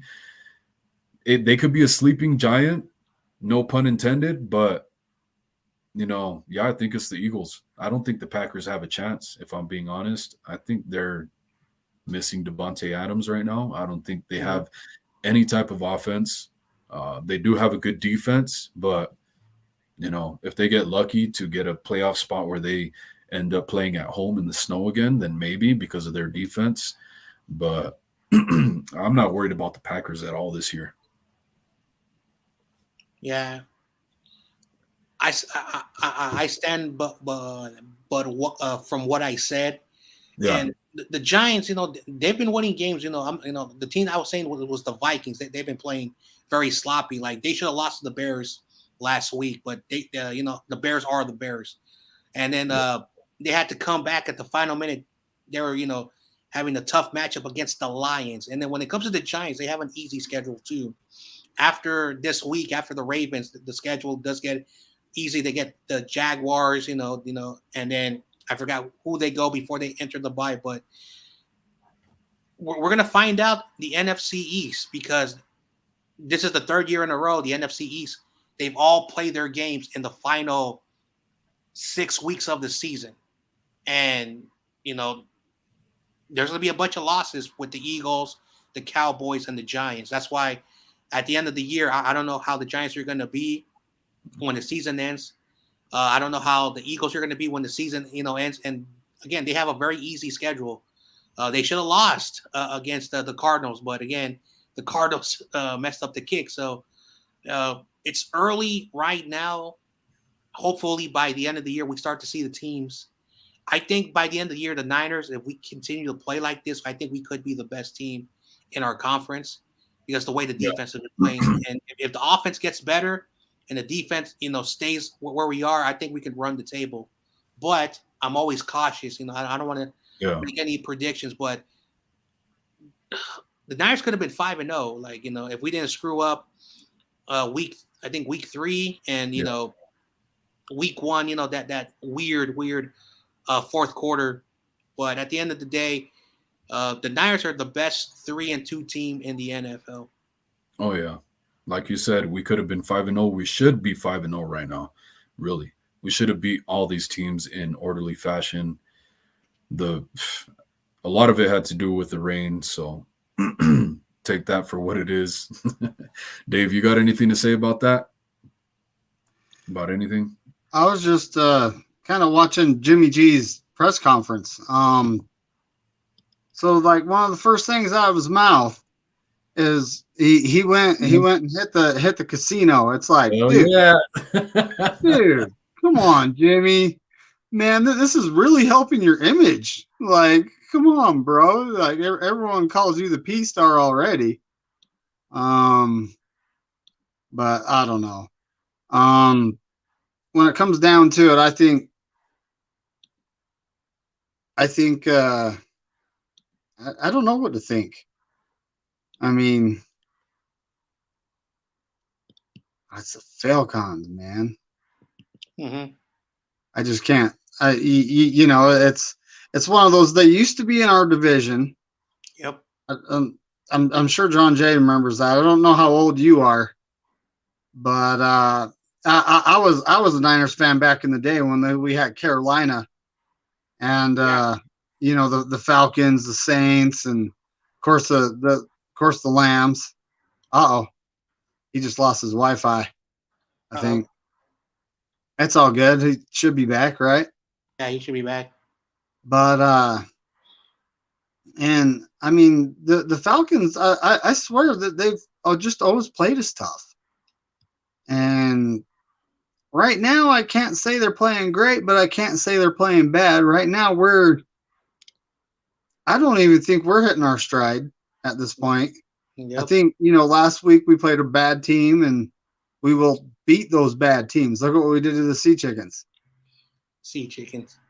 And, yep, we broke their eggs. I mean, it was like, but, oh man, yeah. Well, them having like where do they rank rushing attack wise? Was it second or third in the league? They got the second best. I was surprised today when I was doing the show with Shifty, and besides that point that you talk about, the 2002 alignment. So the Seahawks were in the AFC, the Cardinals. So they were in the AFC West. The Cardinals, for some reason, were in the AFC East. And then basically we had the Rams and the 49ers. And we had 3 teams from the South, the Saints, the Atlanta, and the Panthers, which was so weird. That was the weirdest way. So we would always play the Panthers, the Falcons, and the Saints. So it was, yeah. Oh, there's Corey Davis on Lawrence's stream. Oh, But I don't know, man. I mean, they got that one good pass rusher that got called for that lame, QB roughing on Tom Brady. You sneezed on him from 2 feet away. You're roughing the passer. That's just how I look at that. I mean, am I wrong? I mean, I remember back in the day, the quarterback used to get hit. Boom, helmet to helmet, whatever. They're hitting that QB as hard as they can, and I've been around for the evolution as to what the NFL has become, and I've seen, them. Like I've seen them make rules. Like I call that when like how they go low on a quarterback and they'll call that roughing the passer. I call that the Carson Palmer rule, because you remember that the Bengals were actually looking really good, and then I think it was Hayward for the Steelers that went in low and just took his knee out, and he was gone the next year. Yeah, Yeah, I remember. I think I was a sophomore in high school, and the Bengals were good, and they were playing the Steelers, and whoever the pass rusher went low, and boom, Carson Palmer, season-ending knee injury, but it was ready the playoffs time, so he was not the same like he used to be. Then a few years later, Tom Brady, same injury. So the NFL instituted the rule that if you're going to sack a quarterback, you sack him like that wrestling move where like you like hit him, like you slam him down, because they were trying to avoid those leg injuries. So they took that away. Then I think it was the 2016 something happened. Then the following year, they changed the sack rule, and the rule is you cannot slam a quarterback on the ground with your entire body force. That's the definition. So you can sack a quarterback, but you cannot do what you used to, like take them and slam them on the ground anymore. And that's why everyone's been complaining about what happened in the Raiders game, what happened in the Atlanta Falcons game. Yeah. Now the Tom Brady one, that was a little bit of a slam, but it wasn't, very like impact, which was kind of dumb. And then the sack that should have been a sack, it was a roughing the passer. He wasn't even throwing the football. So, and it goes what happened to Tua just a few weeks ago. So I got a feeling that next year they're going to look at how you sack the quarterback, and they might even just eliminate the sack. And they said if you tackle the quarterback, you got to tackle them like you're tackling a running back. You can't slam them anymore. I don't know what's going to happen to the NFL, but they're going to do everything they can to protect the quarterbacks, and it's the NFL's fault. They've always had horrible policies. The more preventable policy, the more dangerous you make the football game. It's a sad reality. I'm not going to waste like an hour discussing it, but that's just my thoughts about sacking the quarterback. I'm expecting that. I'm expecting to see an NFL rule come out that says that you have to wrap the quarterback in bubble wrap before he can step foot on the field. Uh-oh, we got the little pornographic bots in here. What the hell? That happens to me all the time. I don't know what's little hide them. Hide them from the channel, and they won't come back. Yeah, I'm just blocking them. Man. Hey guys, first of all, thank you, thank you for keeping the show going. Shout out to the co-hosts. Yeah, man. Hey, we're seeing. I hear flags were getting thrown all over the place this week. Where the hell were Jimmy Garoppolo was getting thrown all over the damn field. They never, it seems like the NFL and the referees like to hate on the 49ers a lot, which is weird.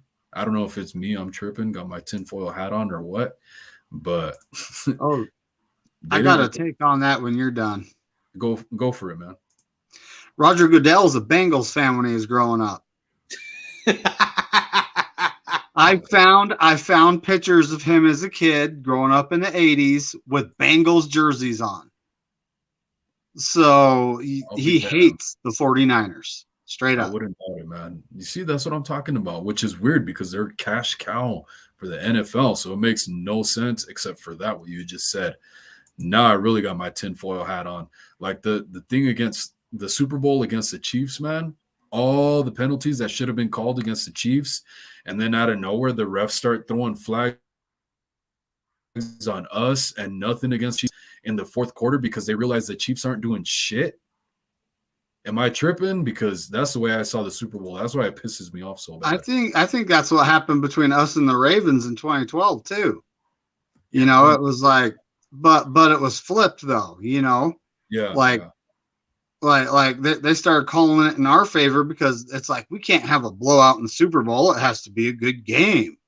Yeah. So, all of a sudden a questionable flag against the Ravens here and there. And me being a Niner fan, I wasn't complaining, but there were a few flags. I'm like, was that even okay? I'm not complaining. It was as far as helps us out.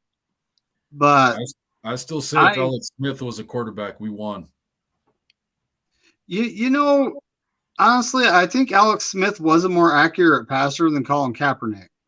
Yeah, Colin Kaepernick did have those occasional amazing plays like that run against Green Bay in the playoffs, that just made him look just amazing here and there. But then he also did. I mean, when it comes to accuracy, he didn't throw that many interceptions, but he did. He always had like a overthrow out of bounds or. His bad throws would always land in good spots. I'll say that. But super fast bullet going over everybody's head. yeah. I mean, if he was a high tier quarterback when the Niners when he opted out of his contract, it's not the Niners let him go. When he opted out of his contract, another team would have picked him up. Yeah. So he wasn't that great in my opinion. He wasn't consistent enough. The one thing he was consistent on was like what you mentioned. He didn't throw a whole lot of interceptions. So that was great. But as far as managing the game and marching downfield, if you didn't get that big explosive play from him and his legs, he wasn't able to march the ball down the field like Alex Smith was. And so I think with a more consistent quarterback, we would have won the Super Bowl, man. It really bums me out. I would have loved that for Alex Smith. I remember when it comes to Alex Smith, one of the better games I've seen the guy play was against the Saints in, 2011? Weren't we at New Orleans? Yeah. No, he was going toe to toe with Drew Brees. I mean, That was a badass That, game. that was an awesome game. That was a home game for us, though. Yeah, man. Oh, it was? The catch 3? Yeah, this is a home game Okay. for us. A long time ago, and I'm old, so you know. Mhm. Yeah. I want to, let me see, because Brian says the 2 losses came at the best time for the Niners. That might be true, man. I would say yes and no, because, you know, like what you talked about earlier, Dave, with the upward trajectory after we lost to the Falcons, kind of helped catapult us into the playoffs and get the train rolling in the right way, not sleeping on no teams. But at the same time, if we would have been 5-0 right now, kind of like 2019, you have more leeway with the schedule getting more difficult instead of easier. We would have had more leeway for maybe a loss here, like if we lose against the Chiefs or something like that. Now with the 2 losses we have under us, it puts a lot more pressure to have to win more games. But you guys have any thoughts on that? If not, my God. All right. Well, I told you guys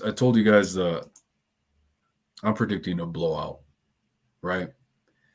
So And I said I'm hoping for a blowout because that's just better.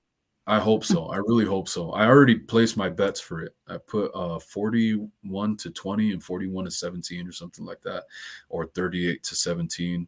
Like $2 bets. If I win, it's like $300. Dang. Yeah, for a $2. I don't know. I don't know what the over under is on this one. So you could just, I mean, my favorite app for betting is FanDuel, and you could bet on almost anything, and you can bet on the correct score outcome. And so it'll say 49ers this, Falcons this, and it'll give you a whole list of it. It doesn't give you every single score to bet on, so it's kind of rigged a little bit in that way, it seems like. But it has most scores, most typical scores you see in the NFL. So you could just go put $1 and it'll win you like $180. So it's a pretty good bet. Wow. Yeah. Yeah, I've won a parlay before on there for like I put a $3 bet and won like $180. And it's like Kittle has this many yards receiving, Garoppolo throws for this many yards, and then, you know, 49ers win, and then I put $3 on that, win $180. Hey, that's not bad. Right? Yeah, I like FanDuel. If any of you guys want to get referred to FanDuel, let me know. We both get $50.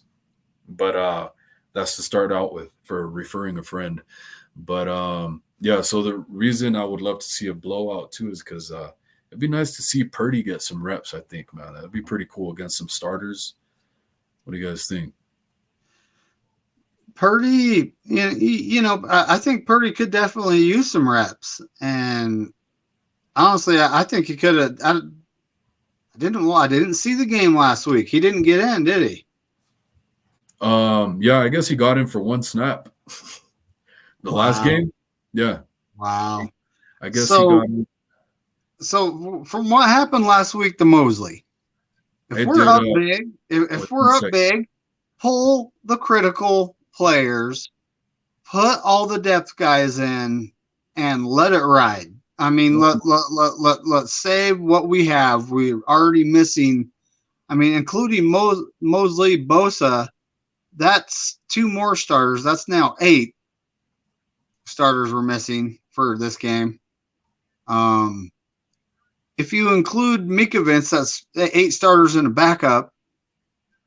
And then Banks, I guess Banks is a game time decision at this point. Yeah. So that's kind of like, and you know, Jalen Moore, I don't think he's fit to play tackle. I think he's more of a guard type. So I could see them sliding him in. And, you know, but please do me a favor and keep Brunskill at left tackle, because that's just where the guy needs to be right now. You know, in 2019, he played good over there. You know, he wasn't great, but he was definitely good. And, you know, we're used to having the silverback over there, and, you know, you just don't got to worry about it because he's over there. But he's not going to be there for a minute. And, you know, Mikovits is serviceable. Jalen Moore, maybe not so much at tackle, but at guard. And I mean, just put Brunskill over there and, let the guy play. I hope Banks goes because he's been trending up. He has been getting better as he gets reps. And I mean, as for Burford, the kid just needs playing time. I don't think he's doing too bad for being a fourth round pick rookie. I mean, that's what he is. He's a fourth round pick rookie from a small school. I mean, what do you expect? He's not going to be an all pro his first year. Yeah, But, this is definitely, I want to give the coaching staff their credit, man, because everybody was super scared about the O-line. And like you said about switching Brunskill and Jalen Moore around, I thought the offensive line did pretty damn good against the Panthers. The Panthers definitely have a better defense than the Falcons. Sure, the Falcons have a good defensive line, but outside of that, I think overall the Panthers have the better defense. So, then you take in, like the coverage sacks and all that type of stuff too. The O-line still held up really, really well with Jalen Moore at left tackle. I would just leave them where they're at and not fix something that's not completely or not even broke at all. I've seen a lot that Jalen Moore has been doing pretty damn good. So I would just keep him there. I'm pretty confident in the coaching staff now that I've seen it working with all the injuries that they've had to work through in these past couple weeks, and for them to be doing as good or as decent as you would say they would, as I gotta give some kudos for that. But Juan says, you guys should be beating the Donkeys, bro. Love the show, man. I think you mean should have beaten the Donkeys. But, Is he frozen? Yeah, it must be wintertime in Arizona. Oh. So the Commanders won. I wanted to say that. What was it, 7-6? 12-7. Oh my goodness. I can't believe that. Who did I pick? What the heck? Yeah. I do you remember yesterday on Corey Davis? I said the Bears have no excuse to lose this game. And I said if the Bears lose, I was on the troll Michael. So YTC ended his stream. So tomorrow I'm gonna troll Michael.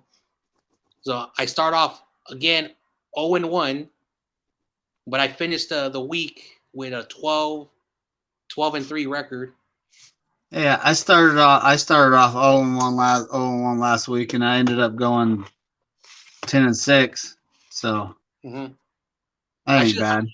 I should have been 14-2.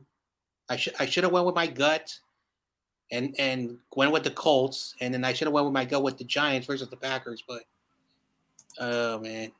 Anyway, hey man, we all think the Packers are good, and I mean maybe the Giants are better than we're giving them credit for. We'll find out. I will say this, Daboll is a really good coordinator. When he was with Buffalo, he spent time in Alabama. People don't remember that, but yeah, he's always been a good coach. So he's finally teaching the Giants how to play winning football. Man, this Dallas and the Bucks will give us a hard time, huh? I don't know. You know what? I could definitely see Dallas. I hate to admit it, man, but with the way their defense is playing right now and how they're playing without Dak Prescott, they're not a team I want to play or I want to test in the playoffs. So I would say that. Now the Bucks, I don't think so. I'm not I'm not very worried about them at all. Dallas would be a team. They almost came back last year against us in the playoffs. So John Jay said it. The NFC will handle the NFC least. We keep calling them the least. Right now, they're the most. They are. Yep. But they will handle themselves, in the last 6 games when they play each other. I don't. The New York Giants played the Eagles twice, the Commanders one time, and Cowboys. So in 6 weeks, they played 3 teams 4 times.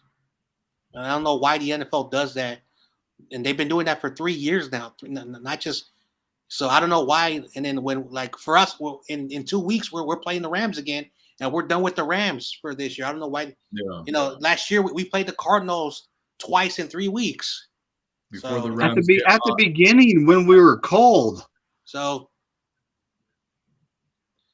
Yeah, I'm probably gonna end this one pretty soon, guys. Yeah. Unless you guys want to keep going for a while. Just so I still have a whole lot of material to go over, but the Wi-Fi is acting stupid. yeah, We're going on 2 hours, but if you guys want to keep going, I'm down with it. Yeah. But I am thinking about closing it out a little Yeah. early and doing another show tomorrow evening. Yeah. Well, I'm actually gonna dip out. I gotta have some dinner because I gotta be in bed early. So I'll catch you guys tomorrow. But thanks for having me on, man. Thank you for coming on, bro. I appreciate you, man. Yeah. Hope you have a great night. Yep. And look out for us tomorrow, man. Yeah, I will. All right, take care. And then there All were right, two. buddy. It's always nice being. Hey, there's Corey Davis. He's the GOAT. Hey, what's up, Corey? Good to see you, man. Appreciate you being here. We're ready. We're getting ready to close out the show, I think, right, Dave? Or Yep. okay, yeah. So yeah, we're gonna close out the show. I still have so much material to go over that I still don't think the Packers are a threat. I'm gonna say that. I don't think the Packers got it going on at all, man. I know some of their receivers. I forget the guy's name. They're like third round pick was doing really good or something. He's like a third or fifth round pick. Who? Last name Dobbs. Might have been Dobbs. The one that was he was actually. I read all kinds of scouting reports on the guy, and he was if he didn't get injured during his final year, he probably would have been a late first round, early second rounder. well, he was definitely showing it for them in training camp.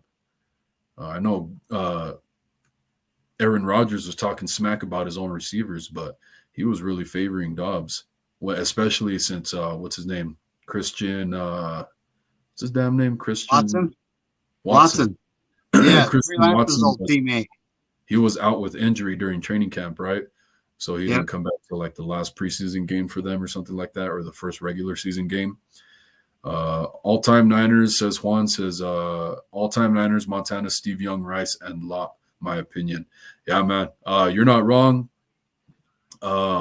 There's definitely a couple players some people would flip-flop there, but I think that's it right there for the most part. Montana, Young, and Rice. He might be talking about Bryant Young, Steve Young, Rice, Oh, yeah. Lott, and Yeah, you're Lott, right. right? You're right. But That's true. I was wondering why that was my backwards. favorite all-time Niners is definitely Lott. I mean, I'm a defense guy, so it's like Lott and Bryant Young. But in the actually- second- A lot of people look at me funny, but when it comes to the quarterback, I actually think Steve Young was a little better than Joe Montana. But the teams that Joe Montana played on, there wasn't a salary cap. Yeah. In the 90s, they implemented the salary cap. So, it was a different era at that point.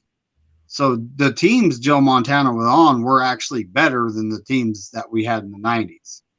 was Steve Right. Young. I mean, I'm not talking about like way better. I'm not saying that. I'm saying Steve Young was a little better than Joe Montana. Yeah, I wouldn't say that. Just because as a pure quarterback, from the pure quarterback standpoint, I think it was Joe Montana. I saw a lot of really bad throws from Steve Young as opposed to Joe Montana, man. And especially when it came down to crunch time, they called him Joe Cool for a reason, man. Steve Young didn't have a Yep. nickname like that. Yeah, He's known as- I watched Joe Montana throw to Jerry Rice in crunch time so many times it's not funny. I also Dude, watched Steve Young do the same thing. So I don't know. I mean, Jerry. I think Jerry Rice was definitely clutch. Period. oh yeah, He's the GOAT of wide receivers. If anyone wants to argue that, then they're just wrong. You can't argue with that, right? yeah. I mean, but like at the same time, like even, I mean, depending who you ask, but if you were to ask me, Jimmy Garoppolo, as long as his O-line is holding up and giving him a couple seconds, he is super clutch in that 2-minute offense, man. And I think that's where Montana excelled over Steve Young. When it was that time, man, all the pressure of the world on you, on your shoulders. Like I said, Joe Cool for a reason. But I definitely love both of them. I'm getting both of their jerseys. I'm going to get a Ronnie Lott, Roger Craig, Bryant Young, a Bryant Culp jersey. I'm still going to get a Jimmy G jersey. Not for the same reason as those other guys, but got to show the guy some love. Well, I don't hate Jimmy G. I just know that, you know, he kind of is what he is. But I want to see him be Mr. 2017. You remember them 5 games in 2017, right? Yeah. That's what I'm saying. Throwing the ball all over the place. He looked like the quarterback we needed to have at that point. And that then was in a super 2018, young. tears his ACL, and I honestly think that there's something in his subconscious that has kind of held him back. Yeah, I don't definitely. think, you know. 2017 was still young Garoppolo too. Like you said, all those mental things that he was getting past. And now, like all of a sudden, I don't know why it took so long. It seems like he's starting to work like all at the right time. He's starting to come back from all that mobility, off script, throwing downfield, all that stuff that he had mental blocks with is coming back this season. And not only that, he seems so much more poised and mature in this offense just off these last 2 games. But like I said, let's not count our chickens before they hatch. We have more to see, right? Right. That's right. Yeah. All right. Dang, all of a sudden all the viewers are coming in now that I want to close out the show. That's funny.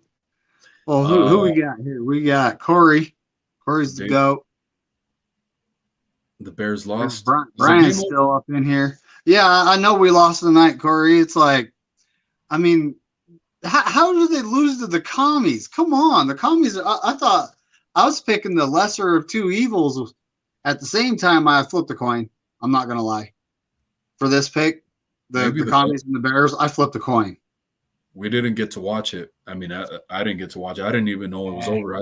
When my wife trust me, Thursday night games are not worth watching. There was one worth watching all last season.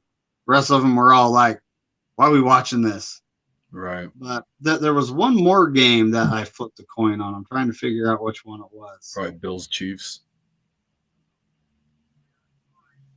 No, I actually picked the Chiefs because it's at Kansas City.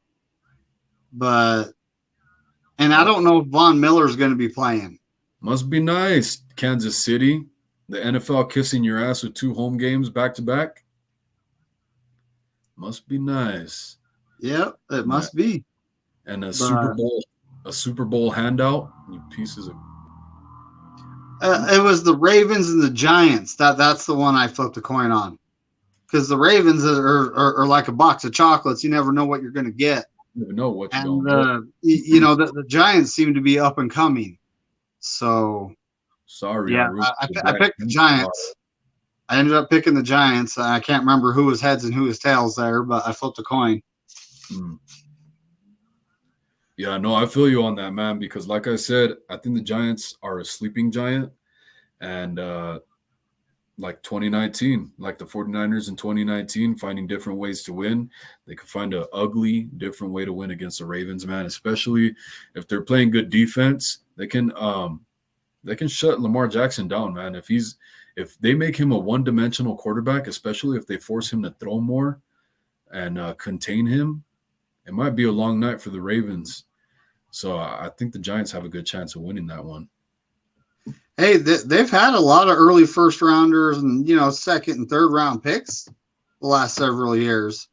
Yeah. And it's only a matter of time before those guys start gelling and actually playing good. Yep, so, and on top of that, I mean, I don't know if their coach last year was actually coaching material or not, but this Brian Duvall guy, I'm thinking he's got a good handle on it. Yeah, it seems like it, man. And he just got here too, and he's already clicking like that. And I mean, he's putting his pieces in the right place for now, and they still have time to get the train rolling, and I can't stand the Giants, man. Like what happened in what was it, 2011? I think That's it, yeah, right. 2011. After we beat the Saints, go to the NFC Championship against the Giants, and Kyle Williams loses us the game. So I have animosity towards the Giants as well. Well, Screw the NFL. Screw everybody but the Niners. Kyle Williams, I actually felt bad for the guy. You know, a lot of people were mad at him. I felt bad for the guy. I do, but I don't. Hopefully, he's just in a bunker in the middle of. I mean, it was one of those things. I mean, the guy's was like what, a 7th round pick. You know what do you expect here, folks? But I've said this a lot. Kyle Williams is a Giants legend. Yeah, he is. I remember you saying that in the comments. But dude, like these guys, they're NFL players. If you're an NFL player, you should not be whiffing punts at all whatsoever. There is no excuse. Unless somebody smacks you as soon as you catch the ball, you're in the NFL, dude. Dude, our defense was playing so good during that game. If he just would have get out the way, let the ball land where it's going to land, let him down it right there. Why not? Dude, it's better than giving it to him right there. You can jump out of bounds, do something, man. Dive out of the way like I don't know. Yeah, just get out the way. Let the ball hit the ground. You know, I mean, straight up. But I mean, I'm actually. You know, this brings up another thing, and I hope Brian's listening. Ray McCloud is a mark. No, just kidding, dude. I thought we signed him. To improve this situation, and right now it's not looking like it's improved. I mean, real quick, sorry, Brian, are you in here, man? If you're in here, check in, give us a thumbs up or something, because David wants you to hear this. But I'm honestly wishing we would have re-signed Richie James, who is actually the Giants' best receiver right now. I just have to say that. And reliable. And just to have the guy, he was reliable when it comes to returning the ball. You know, he was actually the last guy to have a return for a touchdown, and that was like years ago. I mean, years ago.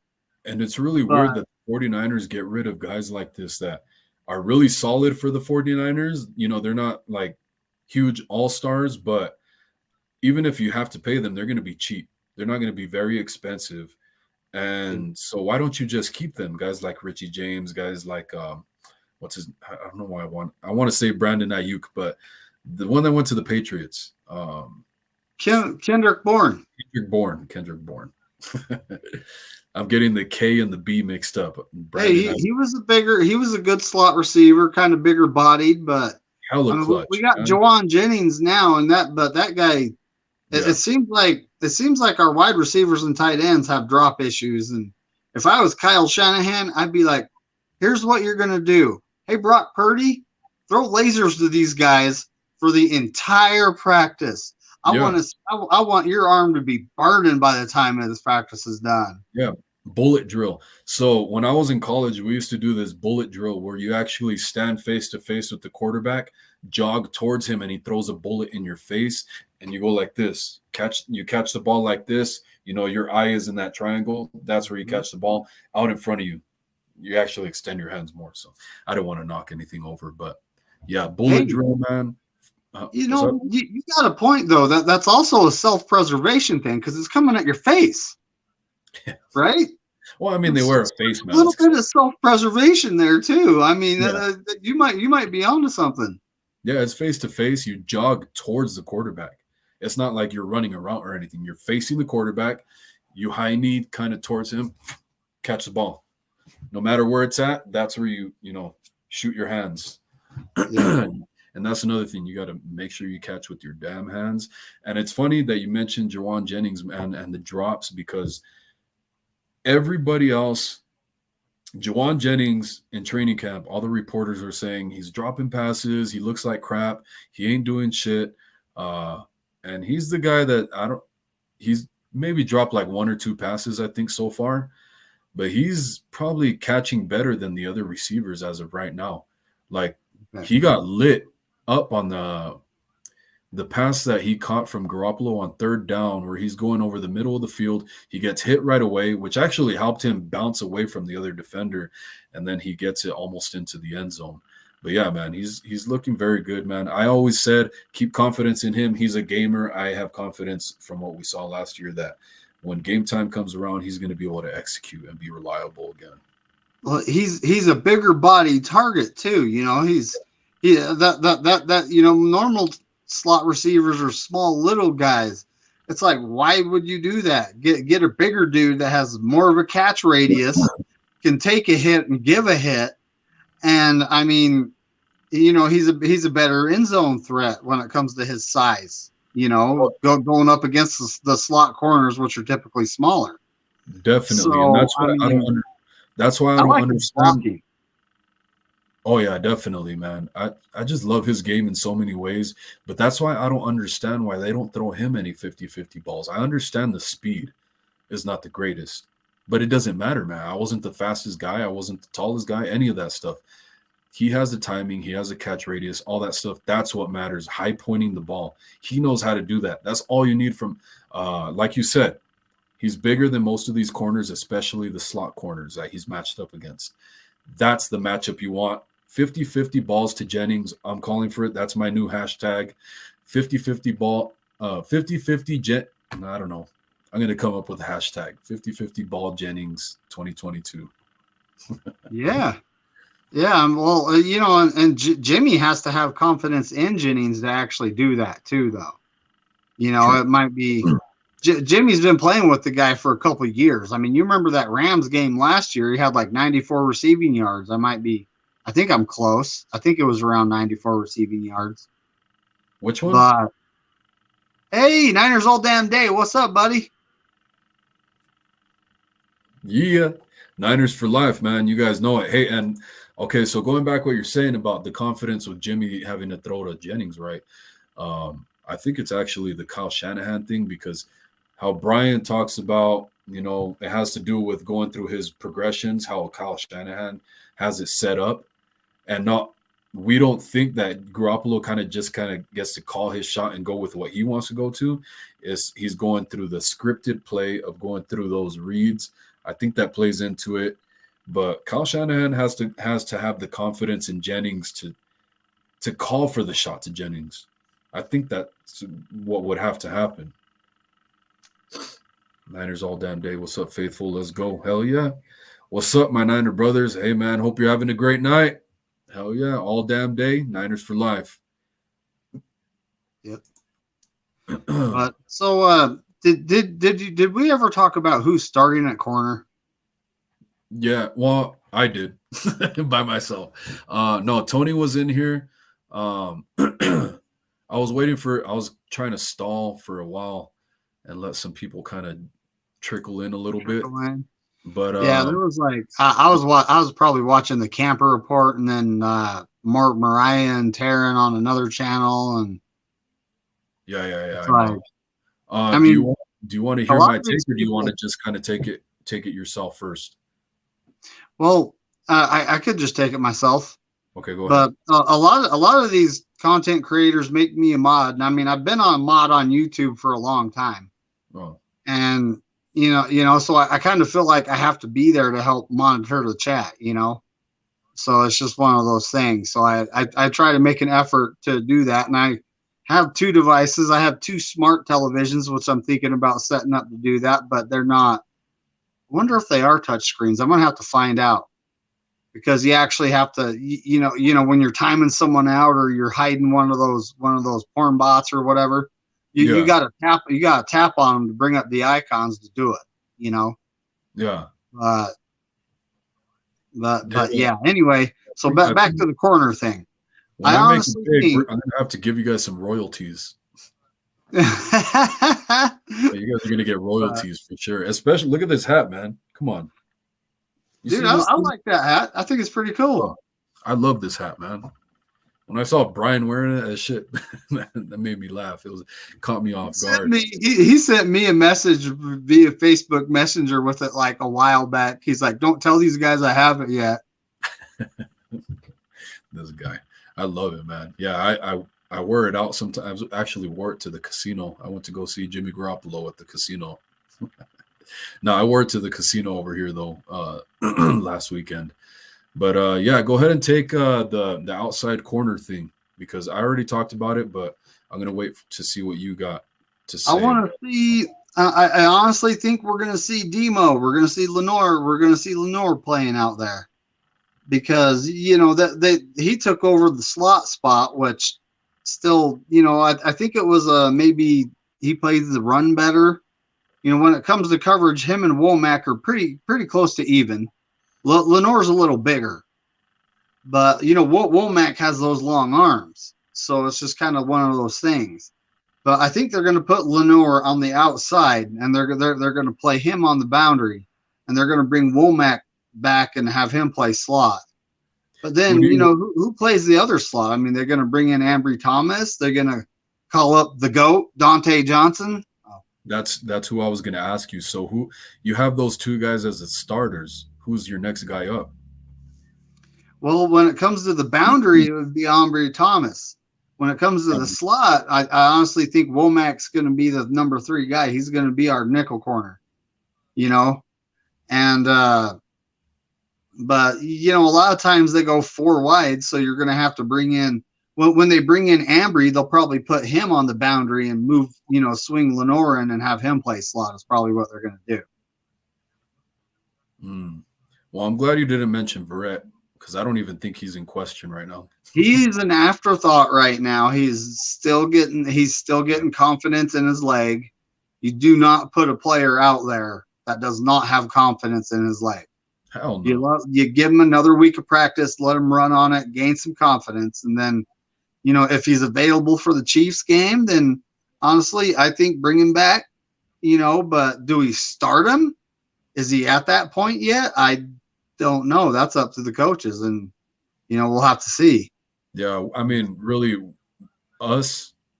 him and ourselves, we're at the coach's mercy. So whenever they feel he's ready, of course, but I don't think any of us feel like he's ready. I don't think he's going to be ready till after the bye week, man. If he's, like you just said, if he's still testing out his knee and having to run sprints to see how he feels, why the hell are you why are you going to throw him in a game? It's not going to happen because he's not confident. Like he's not going to be able to make a cut. He's not going to be able to. There's several things that he's not going to be confident in doing, and in a game, you don't want to have to deal with that. Yeah, you don't want Lions game 2020 2.0. You don't want that to happen again. Niners all damn day says he's got Ambry to the outside, and I guess he means starting. And you know what? I think it's kind of hard to say because for corners, they do say that when you play to the outside, when you play outside, it's easier to learn and do. So it's easier for the young guy, that being Sam Womack. He's the newer guy than Diamador Lenore, right? So that might be the smartest thing to do. But at the same time, how Diamador Lenore plays the run better, you might want to have him on the outside to contain those outside runs. Whereas Sam Womack, if he's on the inside, he'll have help there if he whiffs on the run a little bit, right? Well, Ambry, you remember he does have starting experience from last season. I don't know what happened to Lenore. Remember, he was the starter early. Then we signed. Do I have Josh to say Norman. his name? Oh, I didn't want to say his name. I didn't want to say it. Hey, man, you know what? You can say his name, and I'll tell you why. Those peanut punches. He got us a lot of fun. Okay, that is something he did good, yeah. And there was a lot of them. So we signed Josh Norman, and that experiment didn't. It went on for a while, but then they realized that this ain't going to work. And, we just better put the rook in. And they put Ambry Thomas in, and he made a couple plays here and there. He got burned here and there. That's just what do you expect out of a rookie, right? Yeah, and that's when he was extra young in the defense too as well. So towards the end, he started to get, I don't know if it was confidence or what it was, but he definitely started to up his game. And it seems like during the offseason, he got outworked. And so he lost that spot. But he's shown that in games he could be a good corner. So hopefully he gets his confidence back. It's kind of like that Calla Witherspoon effect again. playing itself out. Yeah. I remember him like right at the first of his career. It was like, dang, this kid's pretty good. Then it's like, what happened? One You play know, happens against him. He whips one play, then it just snowballs and loses all confidence. Yep. And then But that's when Mosley came in. Remember, right? yeah, the undrafted rookie, or I don't know if I don't think he was a rookie at that point. Yeah, he was a rookie. Under the undrafted free agent started coming in and playing, and it was like, dang, I was like, this kid's pretty good, right? You know, and he was playing lights out before the injury. That's kind of, I mean, I feel bad for the dude. It's his contract year, you know, it's his time to get his bag, and now he's got a torn ACL on a play during garbage time in a game when he should have been on the bench. Damn it, Baker Mayfield, why'd you have to throw that damn pass, man? Well, what I'm saying is the coach should have said, all right, all critical starters out. You're chilling. All you rookies and guys that need experience, get on out there. You know, I think that's what we should have done before that point of the game. Yeah, we definitely should have, but I'm not going to hound him too much because we've seen things happen. They're playing it safe after what happened like in the Lions game. So, and we had an even bigger lead against them. So that's probably why, but I hate to see it, but I'm not going to criticize it too much because I understand where they're coming from. But hey, we got Shifty's 49ers talk in the chat. Hell yeah, bro. Good to see you in here. Let me see. He says, hey, everyone. And he said he liked my cap. I appreciate it, man. This is a badass hat right here, huh? Thank you. A good friend made it.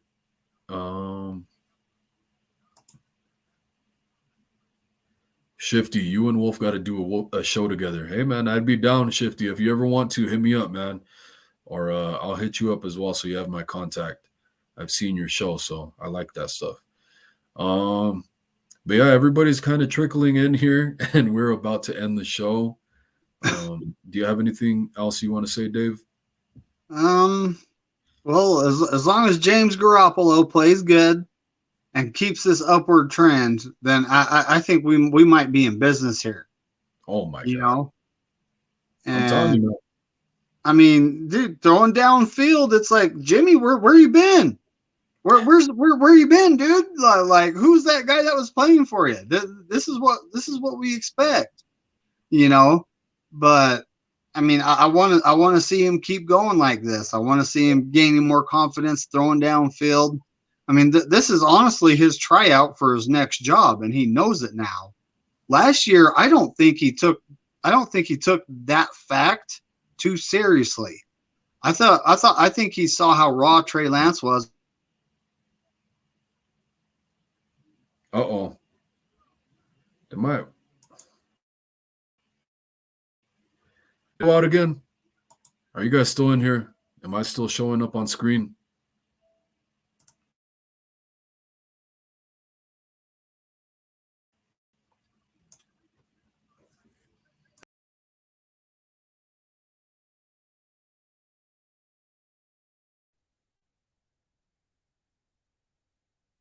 And he knows for a fact that he's gonna have a new team next year, and that just is what it is, you know. And right now he knows I gotta ball out that way, you know, more teams want me, and you know, and we're seeing it, you know, or maybe he's gaining confidence that he never had before. I mean, the first couple of weeks he didn't look that good. Now it's like, this last game, it's like, you know, so I would like to see him keep it up. I'm not going to overlook the Falcons. We still got to play them, but you know, we still got to win that game. That's what's next. But watching what Jimmy G does against the Chiefs, you know, because he's got to keep that offense on the field, eating the clock up to keep Patrick Mahomes on the sideline. That is how you beat the Chiefs, period. Definitely. So as long as Jimmy G keeps that upward trend and keeps playing good, then I honestly think we have a serious chance this year at going deep into the playoffs. Oh yeah, get a good lead on those Chiefs, man.